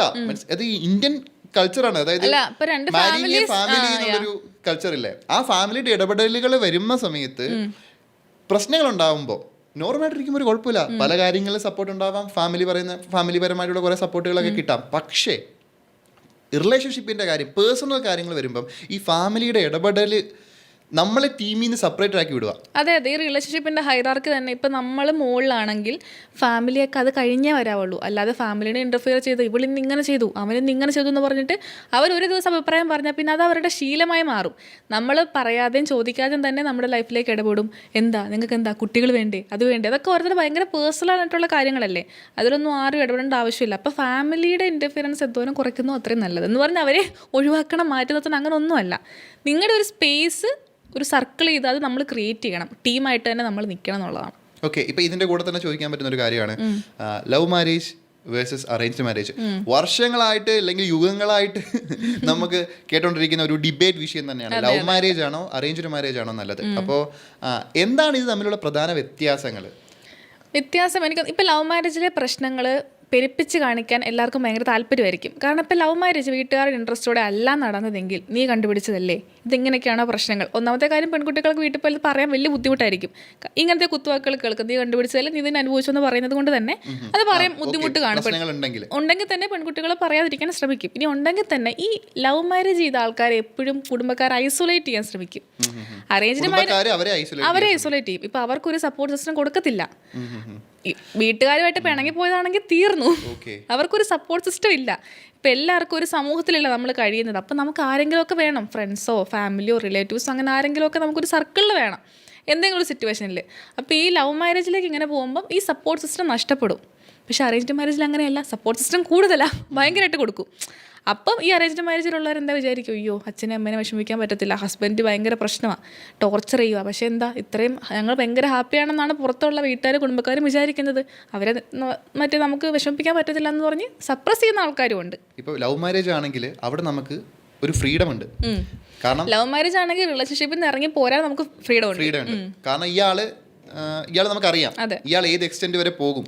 അപ്പം ഇപ്പം കുറേ കേസസിൽ ഇപ്പം എനിക്ക് പരിചയമുള്ള ഒരുപാട് പേര് തന്നെ കല്യാണം കഴിച്ചതിന് ശേഷം അറേഞ്ച്ഡ് മാരേജ് ആയിരുന്നു, ഡിവോഴ്സായി. അതിന്റെ കാരണം അവരുടെ സെക്ഷുവാലിറ്റി വലിയ പ്രശ്നം, ഒരു വലിയ പ്രശ്നമാണ്. കാരണം അറിയുന്നില്ല. ഇയാള് ഇപ്പൊ ഒരു പെണ്ണിന് കല്യാണം കഴിക്കുമ്പോൾ അവള് ലെസ്ബിയൻ ആണ്, അല്ലെങ്കിൽ അവക്ക് സാധാ സെക്സിനോട് താല്പര്യമില്ല എന്നുള്ളൊരു പ്രോബ്ലം വരുമ്പോൾ നമ്മുടെ പാർട്ട്ണറിന്റെ സെക്ഷൽ ഓറിയന്റേഷൻ അറിയാതെ അവരെ കല്യാണം കഴിക്കാന്ന് പറയുന്നത് എത്ര അതപ്പതിച്ചൊരു കാര്യമാണ്. അതല്ലേ നമ്മൾ ആദ്യം അറിഞ്ഞിരിക്കേണ്ടത്. അപ്പൊ ലവ് മാരേജിൽ ആ ഒരു പ്രോബ്ലം വരുന്നില്ല എന്നത് വലിയൊരു ഗുണമല്ലേ. അപ്പം ഇപ്പൊ ഈ സെക്ഷുവാലിറ്റി തിരിച്ചറിയാൻ കഴിയാതെ പോകുന്ന അറേഞ്ച്ഡ് മാരേജസ് ഉണ്ട്. അപ്പോൾ ശരിക്കും ഇവർക്കുള്ളിൽ ഇവർക്ക് തന്നെ കൺഫ്യൂഷൻ ഉണ്ടാവും. അവർക്ക് ഫാമിലിയിൽ പറയാൻ അവർക്ക് തന്നെ അറിയില്ലാവില്ല അവരുടെ സെക്ഷൽ ഓറിയന്റേഷൻ. അവർ ഡൗട്ടിലായിരിക്കും. ആ ഡൗട്ടിൽ നിൽക്കുന്ന സമയത്ത് അവർ കല്യാണമൊക്കെ തള്ളി നിൽക്കുന്ന സമയത്ത് കല്യാണം കഴിച്ചാൽ എല്ലാം ശരിയാവും എന്ന് പറഞ്ഞ് നിർബന്ധിച്ച് കല്യാണം കഴിപ്പിക്കുന്നു. അപ്പം എന്താ, അവൻ്റെ ജീവിതത്തോടെ നശിക്കുകയാണ്, ആ പെൺകുട്ടിയുടെ ജീവിതം നശിക്കുകയാണ്. കാരണം പിന്നെ ഇവരിതൊന്നും ഷെയർ ചെയ്യണമെന്നില്ല. എത്രയോ അങ്ങനെ ആൾക്കാർ കാണും, അവരുടെ സെക്ഷൽ ലൈഫ് പ്രോപ്പർ ആയിരിക്കില്ല, പക്ഷെ അത് ഷെയർ ചെയ്യാൻ പറ്റത്തില്ല. അങ്ങനെ ഷെയർ ചെയ്യാതെ അങ്ങനെ കഴിയുന്ന സൊസൈറ്റിക്ക് വേണ്ടി കഴിയുന്ന എത്രയോ കുടുംബങ്ങളുണ്ട്. അതെ, വീട്ടുകാർ ഇടപെട്ട് ഒരു കല്യാണം നടത്തി അത് ഫെയിലിയർ ആയി കഴിഞ്ഞു കഴിഞ്ഞാൽ പിന്നെ ഈ വീട്ടുകാർ അവർക്ക് ഭയങ്കര ഫ്രീഡം കൊടുക്കും.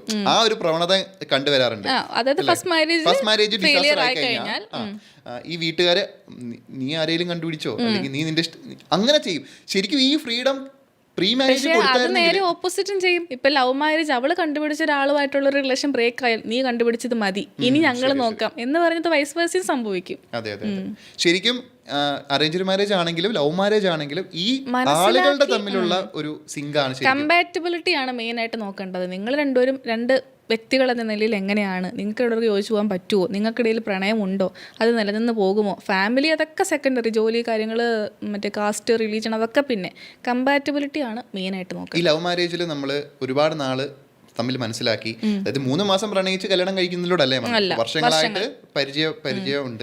1 ഇയർ എങ്കിലും മിനിമം വേണമെന്നാണ് പറയുന്നത് നമുക്ക് ഒരാളുടെ ക്യാരക്ടർ കണ്ട് തുടങ്ങണമെങ്കിൽ. കാരണം 1 ഇയർ എങ്കിലും മിനിമം വേണം ഡിവോഴ്സ് കിട്ടണം. അപ്പൊ ഡിവോഴ്സിന് 1 വർഷം വേണം. അപ്പൊ പ്രണയിക്കാൻ അല്ലെങ്കിൽ കല്യാണം കഴിക്കാൻ ഈ 1 വർഷം ഇല്ലേ, അതല്ലേ ചെയ്യേണ്ടത്. 1 വർഷമെങ്കിലും മിനിമം ഒരാൾ പരിചയപ്പെട്ടിട്ട് ഈ ഒരു ഗ്യാപ്പ് ഉണ്ടെങ്കിൽ മാത്രമേ കല്യാണം നടക്കൂ എന്നുള്ളൊരു നിയമമൊക്കെ വരണം. അങ്ങനെ ഒരു ലോ കൊണ്ടുവരണം. Mutual respect and space. അതായത് ഒരു റിലേഷൻഷിപ്പിലാണെങ്കിൽ തന്നെ രണ്ടുപേരും 2 വ്യക്തികളാണ്, 2 ഇഷ്ടങ്ങളുള്ള, 2 പേഴ്സണാലിറ്റി ഉള്ള 2 വ്യക്തികളാണ്. അപ്പം മറ്റേ ആളെ എൻ്റെ ഇഷ്ടങ്ങളൊന്നും അടിച്ചേൽപ്പിക്കാതെ 2നെ റെസ്പെക്റ്റ് ചെയ്തുകൊണ്ട് എന്നാൽ 2 പേർക്കുള്ള സ്പേസ് കൊടുത്തുകൊണ്ട് മുന്നോട്ട് പോകാമെന്ന് പറയുന്നൊരു കാര്യം കൂടെ ഉണ്ട്. പിന്നെ റിലേഷൻഷിപ്പിൽ കണ്ടുവരുന്ന ഭയങ്കര ഒരു ബാഡ് ഹാബിറ്റാണ് കുറേ ആൾക്കാർ കൂടിയിരിക്കുമ്പോൾ പാർട്ട്ണറിനെ അവരുടെ മുന്നിൽ കളിയാക്കി പറയുന്ന ഒരു പ്രവണത. Very bad. ഫണ്ണായിട്ടായിരിക്കും അവർ പറയുക, പക്ഷേ നമ്മളെ ഏറ്റവും പ്രൊട്ടക്റ്റ് ചെയ്യേണ്ട ആളാത്. ഇപ്പം നമ്മുടെ പാർട്ട്ണർ ആണെങ്കിൽ വേറൊരാൾ നമ്മളെക്കുറിച്ച് എന്തെങ്കിലും പറഞ്ഞ് അങ്ങനെ പറയരുതെന്ന് പറഞ്ഞ് നമ്മളെ ഏറ്റവും പ്രൊട്ടക്റ്റ് ചെയ്യേണ്ട ഒരാളാണ്.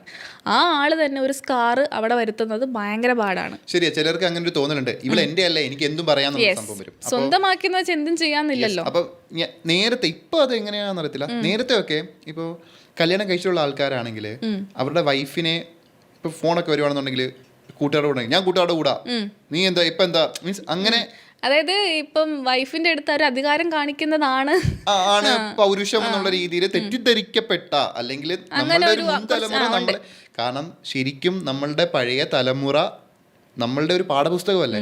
ഇപ്പം നമ്മളുടെയൊക്കെ വീടുകളിൽ, ഇപ്പം ഞാൻ ഒരുപാട് പേരുടെ വീടുകളിൽ ഇങ്ങനെ കോമൺലി കാണുന്ന ഒരു കാര്യമാണ്, ഇപ്പം നമ്മുടെയൊക്കെ അച്ഛന്മാര് അമ്മമാരോട് ഭയങ്കര ഹാർഷായിട്ട് പെരുമാറുന്നുണ്ട് ഫുഡിന്റെ കേസിൽ, അവരുടെ ഡ്യൂട്ടി ആണെന്നുള്ള രീതിയിൽ വരുന്നുണ്ട്. ഇപ്പോഴത്തെ തലമുറ അതിന് ഒക്കെ ഒരുപാട് മാറ്റങ്ങൾ വരുന്നുണ്ടെങ്കിലും ഇപ്പോഴൊക്കെ നമ്മുടെയൊക്കെ വീട്ടിൽ നമ്മളിങ്ങനെ കണ്ടു വളരുന്നത് അതാണ്. കാരണം ഇന്റൻഷനലി ഒരാളുടെ സൈക്കോളജിയിൽ ഇങ്ങനെ കയറാണ്. ഇപ്പൊ പെൺകുട്ടിയുടെ ഡ്യൂട്ടിയാണ്, അല്ലെങ്കിൽ പെണ്ണിന്റെ ഡ്യൂട്ടിയാണ് അടുക്കളയിൽ കയറി ഫുഡ് ഉണ്ടാക്കേണ്ടത്, അല്ലെങ്കിൽ പെണ്ണിന്റെ ഡ്യൂട്ടിയാണ് വീട്ടില് കാര്യങ്ങളെല്ലാം നോക്കേണ്ടത്, നീ വീട്ടിൽ തന്നെ ഒതുങ്ങേണ്ട, അങ്ങനെ ഒരുപാട് പ്രശ്നങ്ങൾ ഫേസ് ചെയ്യാറുണ്ട്. ഏറ്റവും വലിയ വിരോധാഭാസി അമ്മമാരായിരിക്കും ഇത് പറഞ്ഞു പഠിപ്പിക്കുക. ഉണ്ട് കാലഘട്ടം. കാരണം ഇപ്പൊ നമ്മൾ കാലഘട്ടം മാറിയെന്ന് എത്രമാത്രം പറഞ്ഞാലും നമ്മളുടെയൊക്കെ വീടുകളിൽ ഇത് തന്നെയല്ലേ അവസ്ഥ. മീൻസ് ഇത് തന്നെയല്ലേ നമ്മൾ വീട്ടിൽ പോയി കഴിഞ്ഞാൽ ചിലപ്പോൾ ഇപ്പൊ UK-യിലും കാനഡയിലും ഒക്കെ പോയി പഠിച്ച് വരുന്ന അത്രയും മോഡേണിസം കണ്ട്, അല്ലെങ്കിൽ നല്ല ഒരു കൾച്ചർ കണ്ട്, മീൻസ് ഇവിടുത്തെ മോശം കൾച്ചറാണെന്നല്ല, മനുഷ്യനായിട്ട് കൂടുതൽ മനസ്സിലാക്കുന്ന ഒരു കൾച്ചർ കണ്ട് തിരിച്ചു വരുന്ന ആൾക്കാർ അവരുടെ വീടുകളിൽ വീണ്ടും ഈ പറഞ്ഞ പോലെ പഴയ ഈ പറഞ്ഞ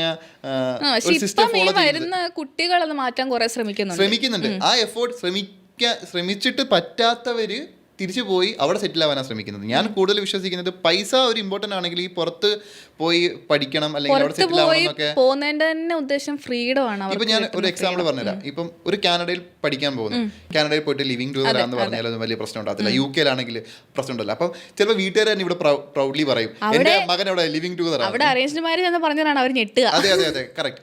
നമ്മുടെ ഈ വീട്ടുകാർ തന്നെ അവർ അവിടെ പോകുമ്പോൾ അല്ലെങ്കിൽ പുറത്തു പോകുമ്പോൾ അവർക്ക് ആ കൾച്ചർ ഓക്കെ ആണ് എന്ന് പറയുകയും നമ്മുടെ വീട്ടിൽ അല്ലെങ്കിൽ നമ്മുടെ നാടിനൊരു സംസ്കാരമുണ്ട്, ഇവിടെ നീ ഇങ്ങനെ ആയിരിക്കണം എന്ന് പറയുന്നതിന്റെ ഒരു വിരോധാഭാസം ഭയങ്കര ഭീകരമല്ലേ?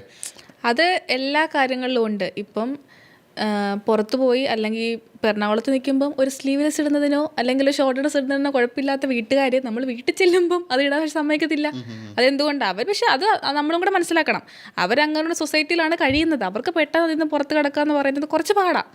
അപ്പം നമ്മൾ അതിനുള്ളൊരു ടൈം അവർക്ക് കൊടുക്കണം. ഇങ്ങനെയൊക്കെയാണ് കാര്യങ്ങൾ, ലോകം ഇങ്ങനെ മാറുന്നുണ്ട്, ഇങ്ങനെ ചിന്തിക്കണം എന്ന് നമുക്ക് പറഞ്ഞ് മനസ്സിലാക്കി കൊടുക്കാം. പക്ഷേ അതിനൊക്കെ ഈ സോഷ്യൽ മീഡിയ ഹെൽപ്പ് ചെയ്യാറുണ്ട്. ഉണ്ട്, ഹെൽപ്പ് ചെയ്യുന്നുണ്ട്, ഒരുപാട് ഹെൽപ്പ് ചെയ്യുന്നുണ്ട്. പക്ഷേ ഇപ്പം അങ്ങനെ സ്ലീവ്ലെസ് ഇടുന്നതിനെയോ ബോഡി ഷേം ചെയ്യുന്നതിനെയോ അത് തെറ്റാണെന്ന് അവർക്ക് മനസ്സിലാവുന്നുണ്ടല്ലോ ഇപ്പോൾ സോഷ്യൽ മീഡിയ വന്നതോടുകൂടി.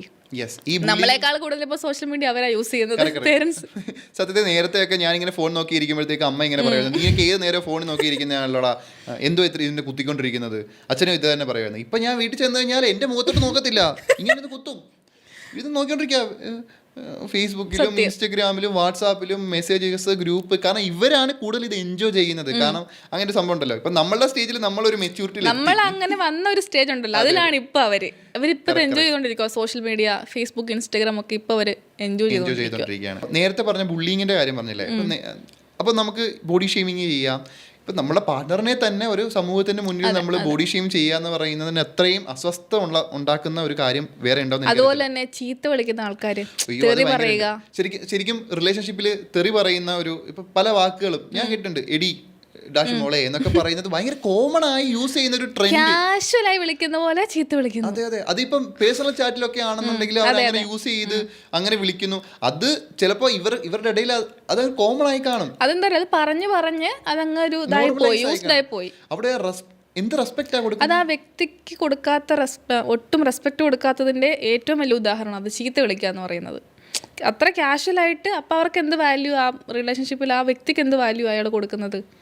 പക്ഷെ ഇപ്പം കുറെ നോർമലൈസ്ഡ് ആയിട്ടുണ്ടെന്ന് തോന്നുന്നു. ഇപ്പൊ കുറെ ആൾക്കാർ ചിന്തിക്കുന്നുണ്ട്, പെൺകുട്ടികൾ ചീത്ത വിളിച്ചാൽ രണ്ടെണ്ണം തിരിച്ചു വിളിക്കും, അത് വേറെ കാര്യം. കാരണം നേരത്തെ ഇപ്പം മാരേജ് കഴിഞ്ഞ് കഴിഞ്ഞാൽ ഇപ്പൊ ലവ് മാരേജ് ആയാലും അറേഞ്ച്ഡ് മാരേജ് ആയാലും ഇപ്പൊ പണ്ട് പറഞ്ഞിട്ടില്ലേ, ലവ് മാരേജ് ഇപ്പം പ്രണയിച്ചുകൊണ്ടിരുന്ന സമയത്ത് എന്നോട് ഭയങ്കര സോഫ്റ്റ് ആയിരുന്നു, കല്യാണം കഴിച്ചപ്പോഴത്തേക്ക് ആള് ടോട്ടലി മാറി.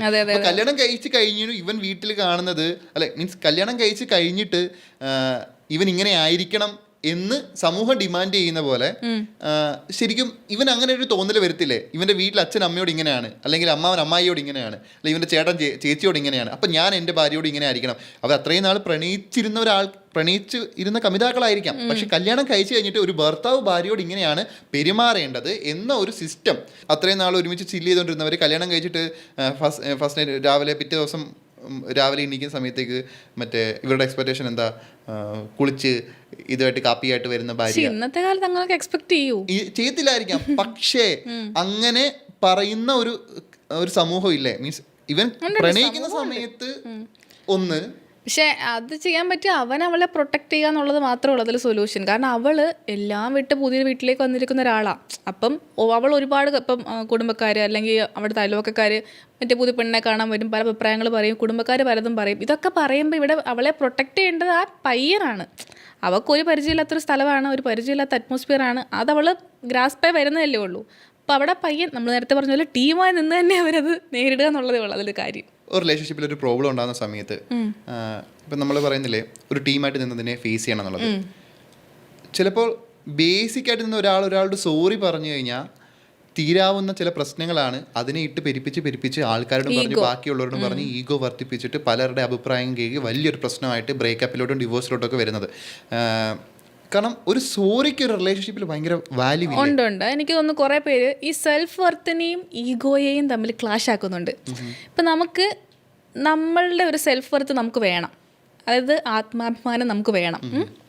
അതോടുകൂടി തന്നെ അതൊരു ഈഗോയായി മാറുന്നത് നമ്മൾ തിരിച്ചറിയണം. ഇപ്പോൾ ഒരു കപ്പിളിനിടയിൽ ഒരു വഴക്കുണ്ടാവുന്നു, ആദ്യം ചിന്തിക്കുക ഇയാൾ ആരാണ് എനിക്ക്, അത് ചിന്തിച്ചാൽ നമുക്ക് ആ ഈഗോയിലേക്ക് പോകേണ്ട ആവശ്യമില്ല. പക്ഷെ അതേപോലെ നമ്മൾ സെൽഫ് വർത്ത് കളഞ്ഞ് നിൽക്കരുത്. ഇപ്പോൾ നമ്മളെ ഭയങ്കരമായിട്ട് ചീറ്റ് ചെയ്തു, പക്ഷേ ഈ യുവൻ എൻ്റെ കാമുകനാണല്ലോ എന്ന് പറഞ്ഞാൽ പിന്നെയും പുറകെ പോയാൽ നമുക്ക് സെൽഫ് വർത്ത് ഇല്ല. അതല്ല, നമ്മുടെ സെൽഫ് വർത്ത് നശിക്കുന്നതിന് അതിനൊരു ബൗണ്ടറി ഉണ്ട്. ആ ബൗണ്ടറി കറക്റ്റായിട്ട് മനസ്സിലാക്കിയിരിക്കണം. പക്ഷേ അത് ഈഗോയിലേക്കും പോകരുത്, പക്ഷേ സെൽഫ് വർത്ത് നശിപ്പിക്കുകയും ചെയ്യരുത്. നമുക്ക് സ്വയം അതിന് നമ്മളെ തന്നെ സ്നേഹിച്ചിട്ടേ കാര്യമുള്ളൂ. നമുക്ക് പ്രയോറിറ്റി കൊടുത്താൽ, നമ്മളെ സ്നേഹിച്ചാൽ നമുക്ക് മറ്റേ ആളെ സ്നേഹിക്കാൻ പറ്റത്തുള്ളൂ. അപ്പോൾ നമുക്ക് ആദ്യം റെസ്പെക്ട് കൊടുക്കുക, അപ്പോൾ അതുവഴി നമുക്ക് ബാക്കിയുള്ളവരെ റെസ്പെക്ട് ചെയ്യാൻ പറ്റും. ചെറിയ വഴക്കുകളൊക്കെ ഉണ്ടാകുന്ന സമയത്ത് നമ്മൾ നേരത്തെ പറഞ്ഞ പോലെ തന്നെ പഴയ കാര്യങ്ങൾ കുത്തിപ്പൊക്കി വഴക്കിടുന്ന വെരി ബാഡ് ഹാബിറ്റ് അല്ലേ. അപ്പം അതന്ന് സോൾവ് ചെയ്തതാണെങ്കിൽ പോലും മീൻസ് സോൾവ് ചെയ്തതാവില്ല. അതായത് പൊതുവെ ആൺകുട്ടികളുടെ ഒരു സ്വഭാവം എന്ന് വെച്ചിട്ടുണ്ടെങ്കിൽ അവർക്ക് ഈ ട്രൂത്ത് കേൾക്കണമെന്നില്ല. അവർക്ക് ഈ പ്രശ്നം സോൾവ് ചെയ്താൽ മതി. ഇത് സോൾവ് ചെയ്തിട്ട് അവർക്കൊന്നും എനിക്കും സമാധാനം എന്താ, അതല്ലേ പയ്യന്മാർ പറയുക. ഇത് കഴിഞ്ഞിട്ട് അവന്മാർക്കൊന്ന് സമാധാനം ഇരിക്കണം, അതാ വേണ്ട. പക്ഷെ പെൺകുട്ടികൾക്ക് അങ്ങനെയല്ല. ഹേർട്ടായാലും എത്ര വിഷമിച്ചാലും അവർക്ക് സത്യം അറിയണം. അതുകൊണ്ടാണ് ആൺകുട്ടികളെ ഇപ്പോൾ ഒന്ന് സിഗരറ്റ് വലിച്ചെങ്കിൽ പോലും വലിച്ചില്ല എന്ന് പറഞ്ഞാൽ അവർക്ക് ഭയങ്കര ഹേർട്ടാവും. കാരണം കള്ളം പറഞ്ഞു. അത് ആ കാര്യം ചെയ്യുന്നതിനേക്കാളും അവരെ ഹേർട്ടാക്കുന്നത് കള്ളം പറഞ്ഞു എന്നുള്ള ആ ഒരു കാര്യമാണ്. ഇപ്പോൾ പെൺകുട്ടികൾക്ക് വേണ്ടത് ട്രൂത്താണ്, പെയിൻഫുൾ ആണെങ്കിൽ പോലും. പക്ഷേ ആൺകുട്ടികൾക്ക് അതിനെക്കുറിച്ച് സംസാരിക്കാൻ താല്പര്യമില്ല. ഇപ്പോൾ ഒരു വഴക്ക് കഴിഞ്ഞു, ഒരു ചെറിയ കോംപ്രമൈസിൻ്റെ ചർച്ചയിലേക്കൊക്കെ എത്തി. അപ്പം ചെക്കന്മാർ കഴിഞ്ഞു അത് വിട് എന്ന് പറഞ്ഞ് അവന്മാരത് വിടും. പക്ഷെ പെൺകുട്ടികൾക്ക് വിടാൻ പറ്റത്തില്ല. എനിക്കിങ്ങനെയൊക്കെ ഫീൽ ചെയ്തു, നീ അങ്ങനെ പറഞ്ഞപ്പോൾ എനിക്കിങ്ങനെ സംഭവിച്ചു. അത് പറഞ്ഞ് അവരുടെ മനസ്സിൽ നിന്ന് അത് പോകണം, എന്നാലേ അടുത്ത വഴക്കിലേക്ക് അത് എത്താതിരിക്കത്തുള്ളൂ. ഇപ്പം ഇവനിങ്ങനെ പറഞ്ഞു വിട്ടു, പക്ഷെ ഇവളുടെ മനസ്സിലിതുണ്ടാവും അടുത്തൊരു വഴക്ക് വന്നു, നീ ഒന്നും അങ്ങനെ പറഞ്ഞില്ലേ പറഞ്ഞാൽ അത് വീണ്ടും പൊങ്ങി വരും. ഇവരറിയാതെ തന്നെ പൊങ്ങി വരും. അപ്പം ഇത് വഴക്കിടുമ്പോൾ പറയണമെന്നില്ല. എപ്പോഴെങ്കിലും ഇവരത്തൊരു കോഫി കുടിച്ചിരിക്കുമ്പോൾ അന്ന് അങ്ങനെ പറഞ്ഞപ്പോൾ എനിക്ക് ഇങ്ങനെ ഫീൽ ചെയ്തായിരുന്നു കേട്ടോ.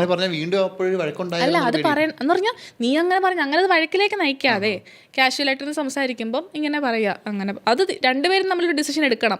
അങ്ങനെ എന്തെങ്കിലും ഉണ്ടെങ്കിൽ നമുക്കൊന്ന് സംസാരിക്കണം. അല്ലെ ഒരു കാര്യം പറഞ്ഞിട്ട് ചായ കുടിച്ചുകൊണ്ടിരിക്കുമ്പോഴോ വല്ലതും നീ അന്ന് അങ്ങനെ പറഞ്ഞത് അതെനിക്ക് കുറച്ച് ഹേർട്ടായി, അങ്ങനെ പറയുമായിരുന്നു. അപ്പോൾ അവന് മനസ്സിലാകും അത്. കാരണം ആ മെൻ്റൽ സ്റ്റേറ്റിലിരുന്ന് അപ്പം സംസാരിക്കുന്നത്, ദേഷ്യത്തിലോ ഇറിറ്റേഷനിലോ ഇരുന്നല്ല അപ്പം സംസാരിക്കുന്നത്. ശരിക്കും എന്താണെന്നറിയോ, ഈ ഇപ്പം സിഗരറ്റ് വലിച്ചിട്ട് കള്ളം പറയുന്നത് ഇപ്പം പെൺകുട്ടികൾ കണ്ടുപിടിക്കും, അത് കണ്ടുപിടിക്കുമായിരിക്കും. പക്ഷെ ആൺകുട്ടികൾ ഇപ്പം സിഗരറ്റ് വലിച്ചിട്ട് വരുമ്പോൾ അല്ലെങ്കിൽ രണ്ട് പെഗ് അടിച്ചിട്ട് വരുന്ന സമയത്തേക്ക് ഇവരുടെ അടുത്തോട്ട് വരുമ്പം ഇത് അടിച്ചു എന്ന് പറഞ്ഞില്ലെങ്കിൽ ഇവരോട് പറയാതെ ഇത് അടിച്ചു, അല്ലെങ്കിൽ പലരും പറയത്തില്ലായിരിക്കും, ഇങ്ങനെ ഒരു ശീലം ഉണ്ടെന്ന് പോലും ചിലപ്പോൾ പറയത്തില്ലായിരിക്കും. ഹൈഡ് ചെയ്ത് ഒരു പ്രശ്നത്തെ ഒഴിവാക്കാൻ വേണ്ടിയിട്ട് ശ്രമിക്കും. ഇനിയിപ്പോ ഈ പെൺകുട്ടി അവർ ആ പ്രശ്നത്തെ ഒഴിവാക്കാൻ, അത് അവോയ്ഡ് ചെയ്യാൻ ശ്രമിക്കുക. അപ്പൊ അത് ഒഴിവാക്കിയേക്കാം എന്നുള്ള രീതിയിൽ അത് വലിയ പ്രശ്നമായി മാറും. അത് എനിക്കങ്ങനെ തോന്നിയേക്കുന്നത്. പല പ്രശ്നങ്ങളുടെയും തുടക്കം അങ്ങനെ ആയിരിക്കും. കാരണം ഇവര് പ്രശ്നത്തിന് ഒഴിവാക്കാൻ വേണ്ടിയിട്ട് ഞാൻ കണ്ടിട്ടുണ്ട്, കള്ളു കുടിച്ചു വന്നിട്ട് കള്ളു കുടിച്ചു എന്ന് ചോദിക്കുന്ന സമയത്തേക്ക് കുടിച്ചിട്ടില്ല എന്ന് പറയും. അങ്ങനെ അത് പ്രശ്നത്തെ ഒഴിവാക്കാനുള്ള ആ വ്യക്തിക്ക് എന്താ വാല്യൂ അവർ കൊടുക്കുക. പക്ഷേ എല്ലാ കേസിലും കള്ളു കുടിച്ചിട്ട് വന്നിട്ടുണ്ടെന്ന് പറഞ്ഞാൽ അതേ പിടിച്ച് നിങ്ങൾക്ക് ഇത് തന്നെ പരിപാടി, നിങ്ങൾ എത്ര എന്നെ സത്യം ചെയ്ത് തന്നേലേ എന്ന് പറഞ്ഞ് ചിലപ്പം വേറൊരു വഴക്ക് അവിടെ സ്റ്റാർട്ട് ആവുമായിരിക്കാം. മനസ്സിലാക്കണമെന്നില്ലല്ലോ.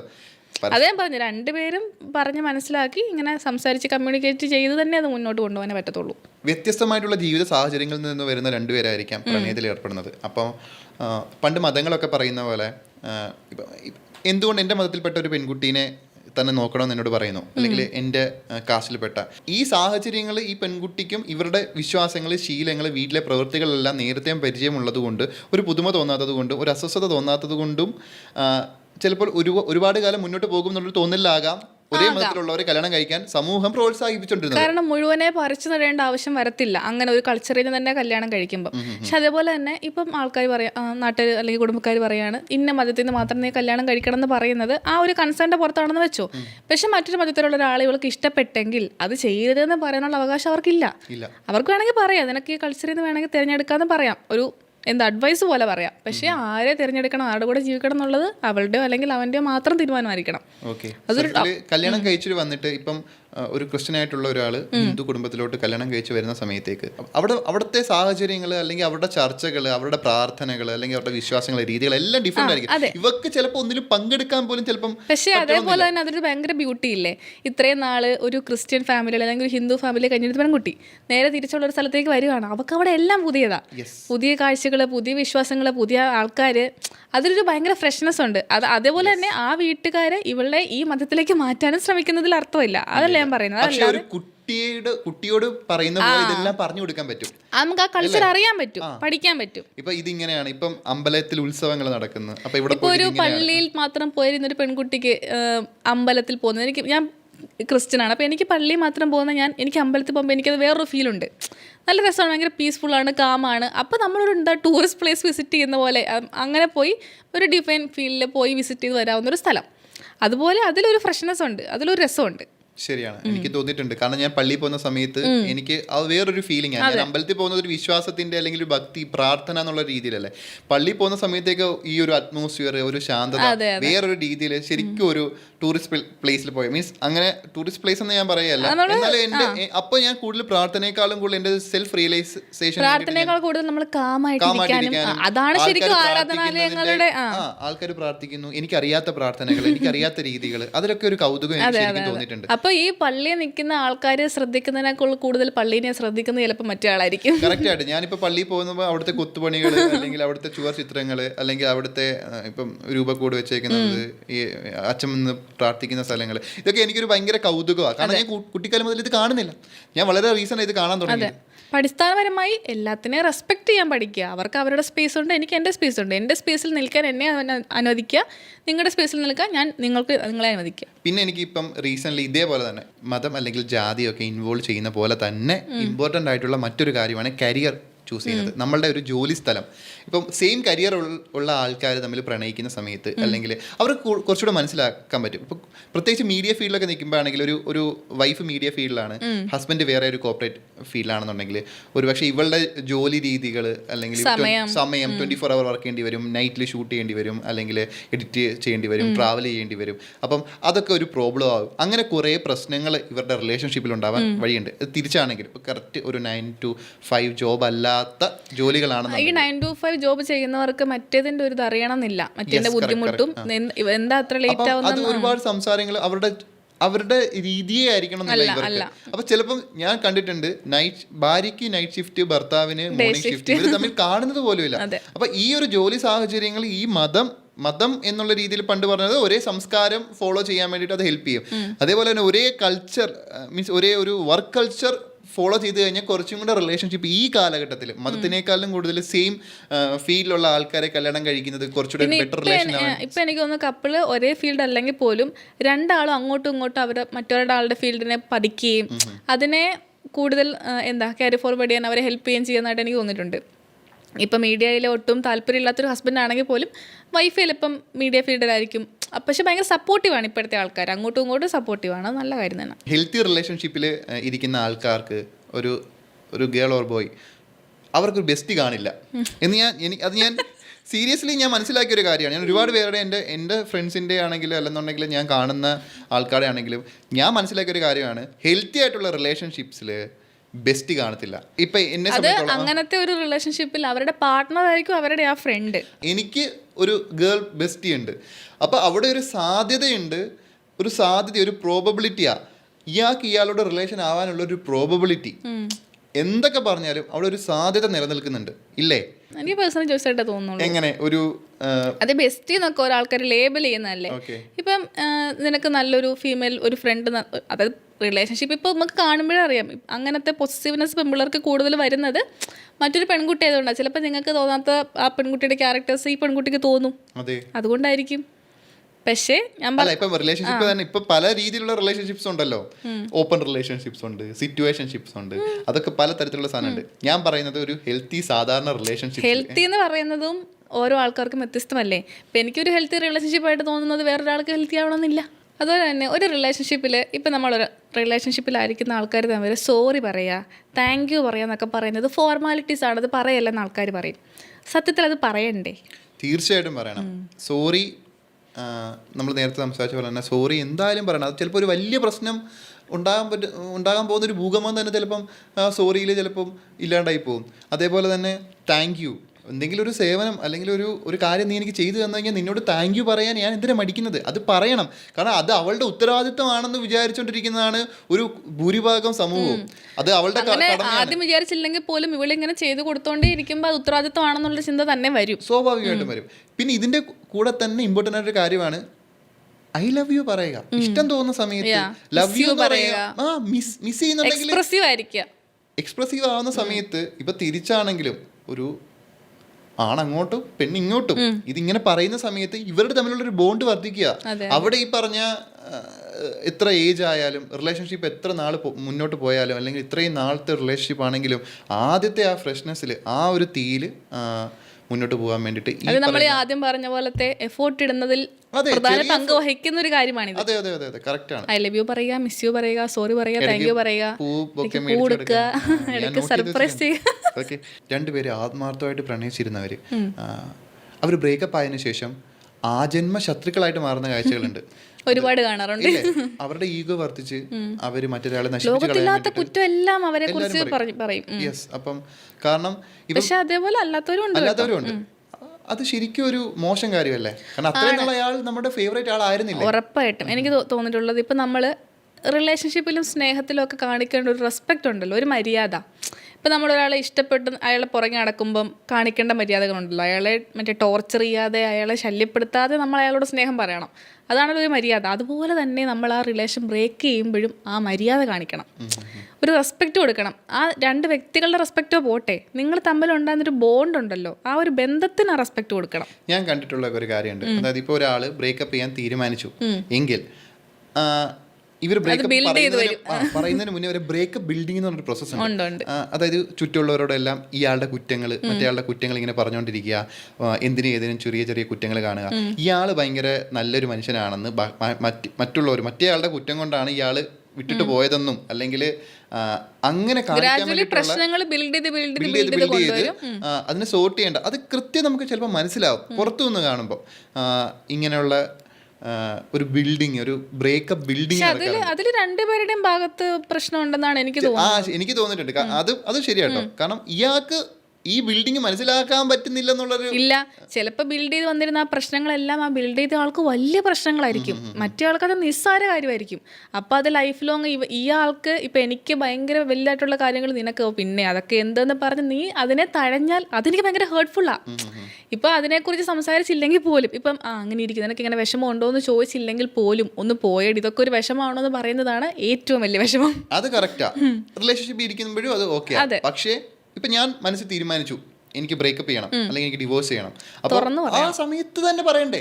മീൻസ് അത് ബിൽഡ് ചെയ്ത് നാട്ടുകാരെ ഇൻവോൾവ് ചെയ്യിപ്പിച്ച് ഇവളുടെ കുറ്റം കുറെ പേരോട് പറഞ്ഞു അതിനൊരു അത് അപ്പൊ തന്നെ പറയാൻ പറ്റണമെന്നില്ലല്ലോ.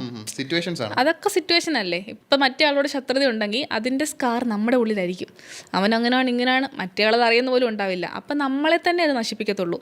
നമ്മുടെ ഉള്ളിൽ എപ്പോഴും നീറ്റാക്കി ക്ലിയറാക്കി നന്മയോടെ വെക്കാൻ പറ്റിയ അതാണ് ഏറ്റവും നല്ലത്.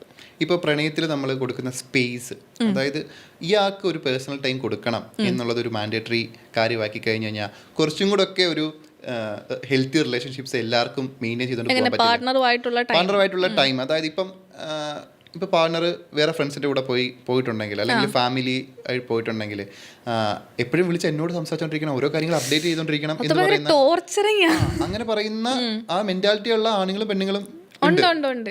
ഇപ്പൊ എവിടെ നിൽക്കുന്നേ, ഇപ്പൊ എന്താ ചെയ്യുന്നേ, എന്തുകൊണ്ട് അതെന്താ എന്നോട് പറയാഞ്ഞേ, പെട്ടെന്ന് കലിപ്പന്റെ കാന്താരിമാരും അല്ലേ? അപ്പോൾ അതൊരു പ്രോസസ് അല്ലേ. ഇൻഡിപെൻഡൻസ് ആൻഡ് ടുഗദർനെസ്, ഇതൊരു റിലേഷൻഷിപ്പിൽ രണ്ടും ഒരേപോലെ വേണ്ട കാര്യങ്ങളാണ്. രണ്ടുപേരും ഇൻഡിപെൻഡൻറ്റും ആയിരിക്കണം, പക്ഷെ ഒരു ടുഗദർനെസ്സും വേണം. അങ്ങോട്ടും ഇങ്ങോട്ടും സ്പേസ് നൽകി മറ്റേ ആളുടെ കാര്യങ്ങൾ റെസ്പെക്ട് ചെയ്ത് അങ്ങനെ തന്നെ മുന്നോട്ട് പോവുക. കൂടുതലും കപ്പിൾസ് സ്ട്രോങ് റിലേഷൻഷിപ്പിൽ അവർ ഐസൊലേറ്റഡ് ആയിട്ടിരിക്കുന്നത് ഞാൻ ശ്രദ്ധിച്ചിട്ടുണ്ട്. അതായത് അവർ ബാക്കിയുള്ളവരിൽ നിന്നെല്ലാം, അത് നമ്മൾ ആദ്യം പറഞ്ഞല്ലോ, അവരൊരു ടീമായിരിക്കും. അവരെപ്പോഴും അവരുടെ സ്പേസിൽ ഭയങ്കര കംഫർട്ടബിൾ ആയിരിക്കും, ബോറടിക്കത്തേ ഇല്ല അവർക്ക്. അവർ രണ്ടുപേരും ഇരിക്കുന്ന ടൈമായിരിക്കും അവർക്ക് ഏറ്റവും പ്രഷ്യസ് ആയിട്ടുള്ളത്. പ്രണയം കൊണ്ട് ഒരാളെ ചേഞ്ച് ചെയ്യാൻ പറ്റുമോ? ചേഞ്ച് ചെയ്യാൻ പറ്റും എന്നാണ് എനിക്ക് തോന്നുന്നത്. പക്ഷേ നമ്മൾ അയാളെ ചേഞ്ച് ചെയ്തുകൊണ്ടേ ഇരിക്കരുത് ലൈഫ് ലോങ്.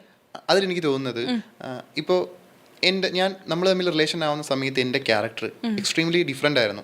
ഇപ്പം ഞാൻ അന്ന് വരെ മനസ്സിലാക്കിയിരുന്ന എൻ്റെ കാഴ്ചപ്പാടുകൾ അല്ലെങ്കിൽ എൻ്റെ മനസ്സിലുണ്ടായിരുന്ന ഒരു ലവ് എന്ന് പറയുന്ന ഒരു കാര്യത്തോടുള്ള ഞാൻ അതിനെ കാണുന്ന രീതി അതൊക്കെ ടോട്ടലി ഡിഫറെൻ്റ് ആയിരുന്നു. എക്സ്പെക്റ്റേഷൻസ് ഒക്കെ കൂടും. നീ എങ്ങനെ പെരുമാറണം എന്നുള്ളത് എൻ്റെ ആവശ്യം പോലെ ആയി ഞാൻ അതിനെ മാറ്റും. അപ്പൊ നീ എന്നോട് ഈ സമയത്ത് ഞാൻ ഒരു കാര്യം പറയുമ്പോൾ സത്യം എനിക്ക് എന്റെ പേഴ്സണലി എനിക്ക് പണ്ട് റിമി ടോമിനെ പോലെ ഒരു പെൺകുട്ടീനെ കിട്ടണമെന്നായിരുന്നു എന്റെ ആഗ്രഹം. അല്ല, പിന്നെ ഞാനത് മനസ്സിലാക്കി. റിമി ടോമി എന്ന് പറയുന്നത് എല്ലാവരോടും ഒരേപോലെ അങ്ങനെ സംസാരിക്കുന്ന ഒരാളാ. എന്നോട് മാത്രം റിമി ടോമിയെ പോലെ സംസാരിക്കുന്ന ഒരാളെയാണ് എനിക്ക് വേണ്ടത്. അതായിരുന്നു എനിക്ക് വേണ്ടത്. അങ്ങനെ ഒരാളെ എനിക്ക് കിട്ടി, ബിൽഡ് ചെയ്തെടുക്കാനും പറ്റി. അപ്പം ബിൽഡിംഗ് ഉണ്ടല്ലോ. ചേഞ്ചിന്റെ കാര്യം പറഞ്ഞില്ലേ, ഇപ്പൊ നമുക്ക് അയാളെ മാറ്റണമെന്നില്ല, പക്ഷെ നമുക്ക് മാറാൻ ഹെൽപ്പ് ചെയ്യാം അയാളെ. നമുക്ക് സ്വയം മാറാം. ഇപ്പം ഞാൻ നിനക്ക് വേണ്ടി മാറും അത് ഞാൻ അറിഞ്ഞുകൊണ്ട് ചെയ്യുന്നൊരു പ്രോസസ് അല്ല. ചില കാര്യങ്ങൾ നിനക്ക് ഇഷ്ടമല്ല എന്ന് അറിഞ്ഞിട്ട് ഞാൻ വേണ്ടാന്ന് വെക്കും. അല്ലെങ്കിൽ ഇതിങ്ങനെ ചെയ്തു കഴിഞ്ഞാൽ നീ ഹേർട്ട് ആവുമെന്നുണ്ടെങ്കിൽ ഞാൻ അങ്ങനെ ചെയ്യാതിരിക്കും. അത് എന്റെ സ്വഭാവത്തിൽ വന്ന് ചിലപ്പോൾ ഒരു മാറ്റമായിരിക്കാം. അത് നല്ലതാണെങ്കിൽ അത് സംഭവിച്ചു പോകുന്നതാ. അത് നമ്മളെ ചേഞ്ച് ചിലപ്പോൾ നമുക്കത് ഫീൽ ചെയ്യത്തില്ല. 10 വർഷം മുന്നേ എന്നെ കണ്ട ഒരാൾ 10 വർഷത്തിന് ശേഷമാണ് കാണുന്നുണ്ടെങ്കിൽ എടാ ഇവൻ ഇതിങ്ങനെ ആയി പോയെന്ന് തോന്നും. അത് ചിലപ്പോൾ നിന്റെ കാര്യത്തിൽ അത് അങ്ങനെ ആയിരിക്കാം. ഒരുപാട് കാര്യങ്ങളിൽ ചേഞ്ച് വരുത്താറുണ്ട്. ഒരു മനുഷ്യനെ പൂർണ്ണമായിട്ട് മാറ്റിക്കളയാൻ പ്രണയത്തിന് ശക്തി ഉണ്ടെന്ന് ഞാൻ വിശ്വസിക്കുന്നുണ്ട്. കാരണം ഒരു മോശപ്പെട്ട മനുഷ്യനെ ഒരു പ്രണയത്തിലൂടെ നല്ലവനാക്കാൻ പറ്റും.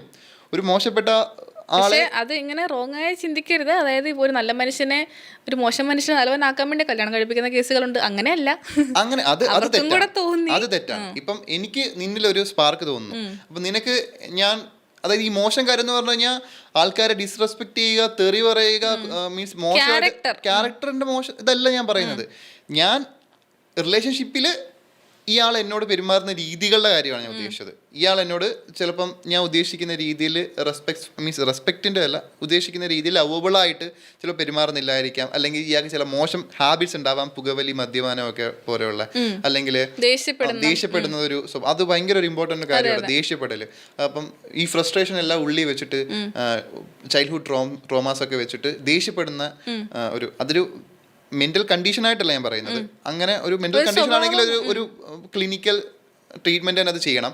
അതല്ലാതെ നമുക്ക് ദേഷ്യപ്പെടുന്നത് ശരിയാണ് എന്ന് തോന്നുന്ന ഒരു സമൂഹത്തിൽ എന്തെങ്കിലും തെറ്റ് കണ്ടു കഴിഞ്ഞാൽ ദേഷ്യം വന്നുകൊണ്ടല്ലേ അപ്പൊ ഞാൻ അങ്ങനെ റിയാക്ട് ചോദിക്കുന്നവരുണ്ട്. യെസ്, അപ്പം ആ ദേഷ്യത്തിനെയൊക്കെ മാറ്റാൻ പറ്റും. ചിലപ്പം പുകവലി, മദ്യപാനം പോലുള്ള ശീലങ്ങളെ മാറ്റാൻ പറ്റും. ഇയാൾക്ക് ജീവിതത്തോടുള്ള കാഴ്ചപ്പാടിനെ മാറ്റാൻ പറ്റും. നിരാശനായിരിക്കുന്ന ഒരാളെ ചിലപ്പം പുതുജീവൻ നൽകി മുന്നോട്ട് കൊണ്ടുപോകാൻ ചിലപ്പോൾ പ്രണയത്തിന് ലൈഫിന് ഭയങ്കര അർത്ഥം കൊടുക്കാൻ പറ്റും. യെസ്, അപ്പോൾ ഒരു പ്രണയത്തിന് ഒരു മനുഷ്യനെ ശരിക്കും മാറ്റാൻ കഴിയുമെന്ന് ഞാൻ വിശ്വസിക്കുന്നുണ്ട്. Yes, in A good way.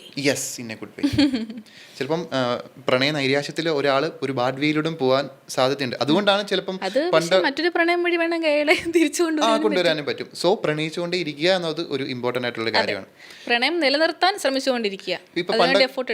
പണ്ടൊക്കെ ഇപ്പം പെൺകുട്ടികളെ പ്രത്യേകിച്ചും വീട്ടുകാർ പ്രണയത്തിൽ നിന്നും വിലക്കാറുണ്ട്. അത് പ്രണയിച്ച് കല്യാണം കഴിച്ച മാതാപിതാക്കളാണെങ്കിൽ പോലും നമ്മൾ പ്രണയിക്കുന്നതിനെ അവർ അധികം സപ്പോർട്ട് ചെയ്യാറില്ല.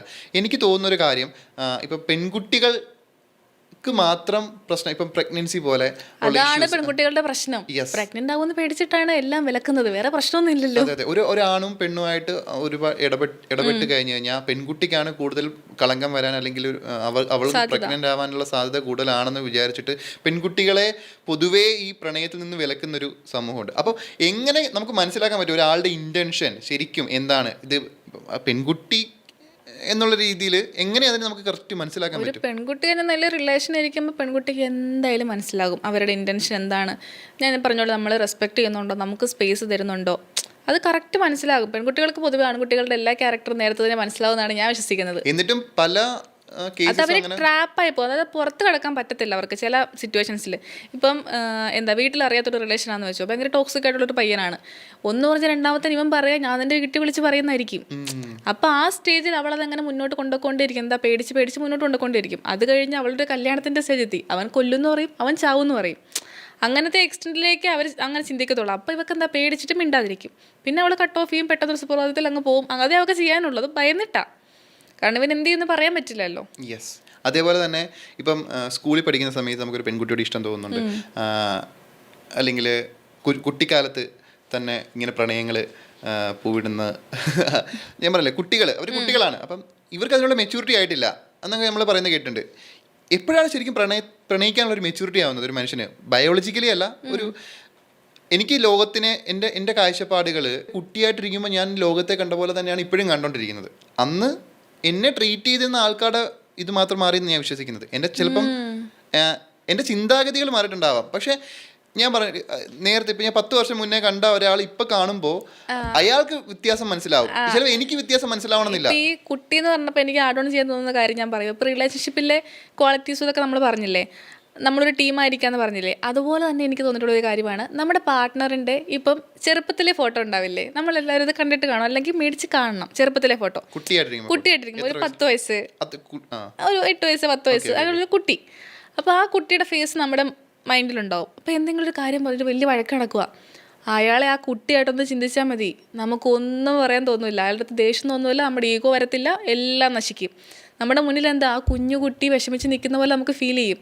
ഞാൻ എൻ്റെ റിയൽ ലൈഫ് എക്സ്പീരിയൻസ് എന്ന് പറയും, അങ്ങനെ ഒന്ന് ചെയ്ത് നോക്കണം, അടിപൊളിയത്. കാരണം ആ കുട്ടി തന്നെയാണ് ഇപ്പോഴും എല്ലാവരുടെ ഉള്ളിലുള്ളത്. സെൽഫിഷായി മാത്രമേ അങ്ങനെ ചിന്തിക്കത്തുള്ളൂ, ഞാൻ ഭയങ്കര കുട്ടിയാണ്, ഞാൻ മനസ്സിൽ കുട്ടിയാണ്, പക്ഷെ മറ്റേ ആളും അങ്ങനെയാണ്. അങ്ങനെ ഒന്ന് ചിന്തിച്ചാൽ മതി.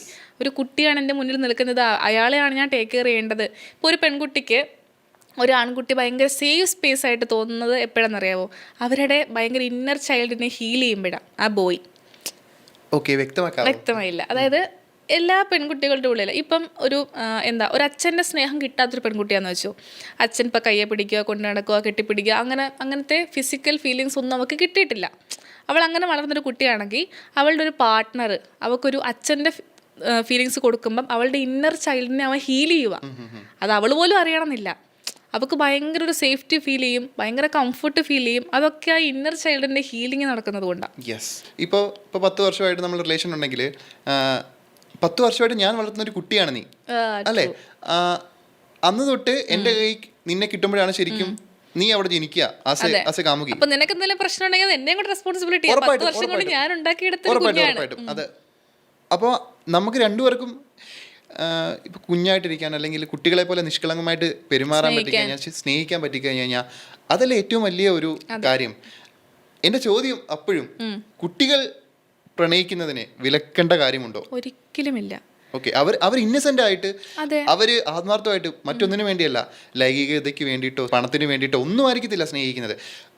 ഒരു സ്നേഹമായിരിക്കും. ഒന്നാമതായിട്ട് ഇവർക്കൊക്കെ വീട്ടിലൊരു വീട്ടിലൊരു സ്പേസ് ഉണ്ടായിരിക്കണം ഇവർക്ക് വന്ന് പറയാൻ. ഇപ്പം എൻ്റെ വീട്ടിലൊക്കെ ആണെങ്കിൽ നീ എന്നെ ഇഷ്ടമാണെന്ന് പറഞ്ഞ ദിവസം ഞാൻ പോയി എൻ്റെ അമ്മയോട് പറഞ്ഞു.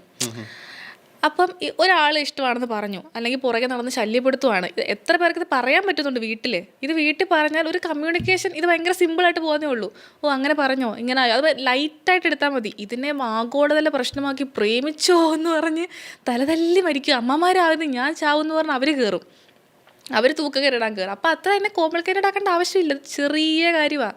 ഇപ്പോൾ ഒരു വലിയ റിലേഷൻ കഴിഞ്ഞു, അവർ ബ്രേക്കപ്പായി, ഇപ്പോൾ 1-2 വർഷം കഴിഞ്ഞ് നോക്കുമ്പം അത് ലൈഫിലെ ഒരു കുഞ്ഞ് ചാപ്റ്റർ ആയിരിക്കും. അപ്പം അത്രയും ഇമ്പോർട്ടൻസ് അതിന് കൊടുത്താൽ മതി. അങ്ങനെ അവരെയും ശീലിപ്പിക്കണം. ശരിക്കും കല്യാണത്തിന് മുന്നേ ഒരു ഫിസിക്കൽ ഡിസ്റ്റൻസ് ഇടുന്നത്, സെക്സിനോടും അങ്ങനെയുള്ള ഒരു ഡിസ്റ്റൻസ് ഇടുന്നത് എത്രത്തോളം പ്രായോഗികമാണ്, അല്ലെങ്കിൽ എത്രത്തോളം നല്ലതായിരിക്കും അത്? അതെനിക്ക് ആദ്യം നമ്മൾ പറഞ്ഞ പോലെ, നമ്മുടെ സെക്ഷൽ ഓറിയൻറ്റേഷൻ്റെ കാര്യം പറഞ്ഞ പോലെ തന്നെ എനിക്ക് തോന്നുന്നത്. കാരണം കല്യാണം കഴിക്കുന്ന ആൾക്കാർക്ക് അവരുടെ സെക്ഷുവാലിറ്റിനെ കുറിച്ച് ഒരു ഐഡിയ ഇല്ല. അങ്ങനെയാണ് കല്യാണത്തിലേക്ക് കടക്കുന്നത്. ഇപ്പോൾ പണ്ടൊക്കെയാണെങ്കിൽ ആളെ കാണുന്ന പോലും ഇല്ല, എന്നിട്ട് കല്യാണത്തിലേക്ക് കടക്കുന്നു. അതൊക്കെ ഭയങ്കര ഒട്ടും പ്രാക്ടിക്കലായിട്ടുള്ള കാര്യമായിട്ട് എനിക്ക് തോന്നുന്നില്ല. കാരണം ഓരോരുത്തർക്കും ഓരോ ഇഷ്ടങ്ങൾ കാണും. അതൊക്കെ ഒരു സ്റ്റേജ് അല്ലേ, അത് ബിൽഡ് ചെയ്ത് തന്നെ വരുന്നതിനോടാണ് എനിക്ക് താല്പര്യം. അല്ലാതെ ഇപ്പം നേരത്തെ പറഞ്ഞ പോലെ കല്യാണം കഴിച്ചു വന്നു, ഇപ്പം എനിക്കൊരു ലെസ്ബിയൻ ഇൻട്രസ്റ്റ് ആണ് ഉള്ളതെങ്കിൽ എന്ത് ചെയ്യാൻ പറ്റും? അതൊക്കെ നേരത്തെ അറിഞ്ഞിരിക്കണം. അപ്പം നമ്മൾ മെൻ്റലി ഇമോഷണലി അറിയുന്ന പോലെ തന്നെ സെക്ഷുവലിയും അറിഞ്ഞിരിക്കണം. ഇപ്പം ഫാമിലി എന്നത് ഇന്ത്യക്കാരുടെ ഒരു വളരെ ഇമ്പോർട്ടൻ്റ് ആയിട്ടുള്ളൊരു കാര്യമാണ്. നമ്മൾ അഭിമാനത്തോടെ പറയുന്ന ഒരു സംഭവമാണ് നമ്മുടെ കുടുംബം. ഇപ്പം പുറത്തുള്ളവർ ഫോളോ ചെയ്യാൻ ശ്രമിക്കുന്നുണ്ട് എന്നും കൂടി നമ്മുടെ ആൾക്കാർ പറയുന്നുണ്ട്. ഫാമിലിക്ക് വേണ്ടി നമ്മൾ പല റിലേഷൻഷിപ്പുകൾ നമ്മൾ വേണ്ടാന്ന് വെച്ചിട്ടുണ്ട്. നല്ല ഇഷ്ടങ്ങൾ ചിലപ്പോൾ വേണ്ടാന്ന് വെച്ചിട്ടുണ്ട്. അവിടെ മതവും ജാതിയും ഒക്കെ വില്ലന്മാരായിട്ട് വരാം. പണ്ട് ഇന്ന് നിൻ്റെ മൊയ്തീനിൽ ഇപ്പം മൊയ്തീന് കാഞ്ചനമാലയ്ക്ക് ലഭിക്കാതെ പോയത് ആ ഒരു ഫാമിലി പ്രയോറിറ്റി കൊണ്ടായിരിക്കും, അല്ലെങ്കിൽ മതം അവരെ എതിർത്തത് കൊണ്ടാവാം ഒരു ഘട്ടത്തിൽ. ഇപ്പം കാഞ്ചനയുടെ ഒക്കെ കേസിൽ ഞാൻ വിശ്വസിക്കുന്നത്, ഇപ്പം ഒരാൾ ആത്മാർത്ഥമായിട്ട് സ്നേഹിക്കുകയാണെങ്കിൽ അത് വീട്ടുകാർക്ക് മനസ്സിലാകും ഒരു കാലയളവ് കഴിഞ്ഞാൽ. ആദ്യം അവർ ചിന്തിക്കുക ഇത് ബാലിശമാണെന്നായിരിക്കും, പ്രായത്തിൻ്റെ ആണെന്ന് വിചാരിക്കും. പക്ഷെ അങ്ങനെയാണെങ്കിൽ ദുരഭിമാന കൊലകൾ ഇവിടെ നടക്കത്തില്ല. അതേ പറയാൻ വന്നേ. അങ്ങനെ മനസ്സിലാക്കുന്ന ഒരു കാറ്റഗറി ഓഫ് വീട്ടുകാരുണ്ട്. അവർക്കൊരു ടൈം എത്തുമ്പം ഇവർ ഇതേ ചെയ്യത്തുള്ളൂ, ഇവർക്ക് ഇന്ന ആളെയാണ് ഇഷ്ടം എന്നുള്ള പോലെ അങ്ങനെ അങ്ങ് തീരുമാനിക്കും. വേറെ ചില ആൾക്കാരുണ്ട് ചത്താലും സമ്മതിക്കത്തില്ല. അങ്ങനെയുള്ളവരും നീയൊക്കെ മരിച്ചാലും, അതാണ് ദുരഭിമാനക്കൊല വരുന്നത്. മക്കള് മരിച്ചാലും കുഴപ്പമില്ല. അപ്പം അതിലെവിടെ അവർ ഹാപ്പിനെസ് കണ്ടെത്തുന്നതെന്ന് എനിക്ക് മനസ്സിലാവുന്നില്ല. മക്കളുടെ സന്തോഷം വലിയ വലുതെന്ന് ചിന്തിക്കാൻ ഇപ്പം ആൾക്കാർക്ക് പറ്റുന്നുണ്ട്, പക്ഷെ ഒരു കാലയളവ് വരെ അത് പറ്റുന്നുണ്ടായിരുന്നില്ല. ഇപ്പോഴും പറ്റാത്തവരും ഉണ്ടെന്ന് തോന്നുന്നു. ഓക്കെ, അപ്പോൾ നമുക്ക് ഇന്നത്തെ എപ്പിസോഡ് വൈൻഡ് അപ്പ് ചെയ്യാം. ഒരു ലാസ്റ്റ് ക്വസ്റ്റ്യൻ. പ്രണയം മടുക്കാതെ ഇരിക്കാൻ എന്ത് ചെയ്യണം? നീയാണ് ഇപ്പം ഇൻ്റർവ്യൂവർ. എന്നാ നീ ചോദിച്ചോ എന്നോട്. പ്രണയം മടുക്കാതിരിക്കാൻ പുതിയ പുതിയ കാര്യങ്ങൾ ട്രൈ ചെയ്യുക, എഫേർട്സ് ഇടുക. പുതിയ പുതിയ കാര്യങ്ങൾ ട്രൈ ചെയ്യുക എന്ന് പറഞ്ഞാൽ ഇതുവരെ ചെയ്യാത്ത കാര്യങ്ങൾ ചെയ്യുക. ഒരുമിച്ച് യാത്രകൾ ചെയ്യുക. അതെ, അങ്ങനെയാണോ? ഒരുമിച്ച് ടൈം സ്പെൻഡ് ചെയ്യുക, യാത്രകൾ ചെയ്യുക, ഭയങ്കരമായിട്ട് സംസാരിക്കുക. അത് നമ്മുടെ റിലേഷൻഷിപ്പിൽ ഭയങ്കര ഡയമെൻഷൻസ് മാറ്റുന്നൊരു കാര്യമാണ്. അത് നമ്മുടെ പൊളിറ്റിക്കൽ കാര്യങ്ങളാകാം, ഇമോഷണൽ കാര്യങ്ങളാകാം, സൈക്കോളജിക്കൽ കാര്യങ്ങളാകാം. കമ്മ്യൂണിക്കേഷൻ്റെ ഭയങ്കര പവറുണ്ട്. സംസാരിച്ചുകൊണ്ടേയിരിക്കുക. ഓക്കെ, പ്രണയം മടുക്കാതിരിക്കാൻ എനിക്ക് തോന്നുന്നത് വെച്ച് കഴിഞ്ഞാൽ ഇടയ്ക്ക് നമ്മൾ ചേഞ്ച് ആയിക്കൊണ്ടിരിക്കുക. മീൻസ് നമ്മൾ ചേഞ്ചായി വേറൊരു മോശപ്പെട്ട വ്യക്തിയാവണമെന്നല്ല. അതാ ഞാൻ പറഞ്ഞ പുതിയ കാര്യങ്ങൾ ട്രൈ ചെയ്യാം. ഇപ്പം നമ്മളുടെ കാഴ്ചപ്പാടുകൾ അല്ലെങ്കിൽ നമ്മൾ ആസ് എ പേഴ്സൺ നമ്മൾ വളരുക, അതോടൊപ്പം തന്നെ നമ്മുടെ റിലേഷൻഷിപ്പും വളരും. യെസ്. അപ്പോൾ അത് മെയിൻറ്റെയിൻ ചെയ്യണമെന്നൊരു തീവ്രമായ ആഗ്രഹം നമുക്ക് ഉണ്ടാവണം അല്ലേ? അപ്പോൾ അങ്ങനെ ഉണ്ടെങ്കിൽ നമുക്ക് എപ്പോഴും പുതിയ കാര്യങ്ങൾ ട്രൈ ചെയ്യാൻ പറ്റും. പിന്നെ സെൽഫ് വർത്ത് കളയാതെ സെൽഫ്ലെസ് ആയിരിക്കുക. അതെ, അപ്പോൾ ഒരിക്കലും മരിക്കാത്ത ഒരുപാട് പ്രണയങ്ങൾ ഉണ്ടാവട്ടെ എന്ന് ആശംസിക്കുന്നു എല്ലാവരോടും. അപ്പോൾ ശരി, ബൈ. ബൈ.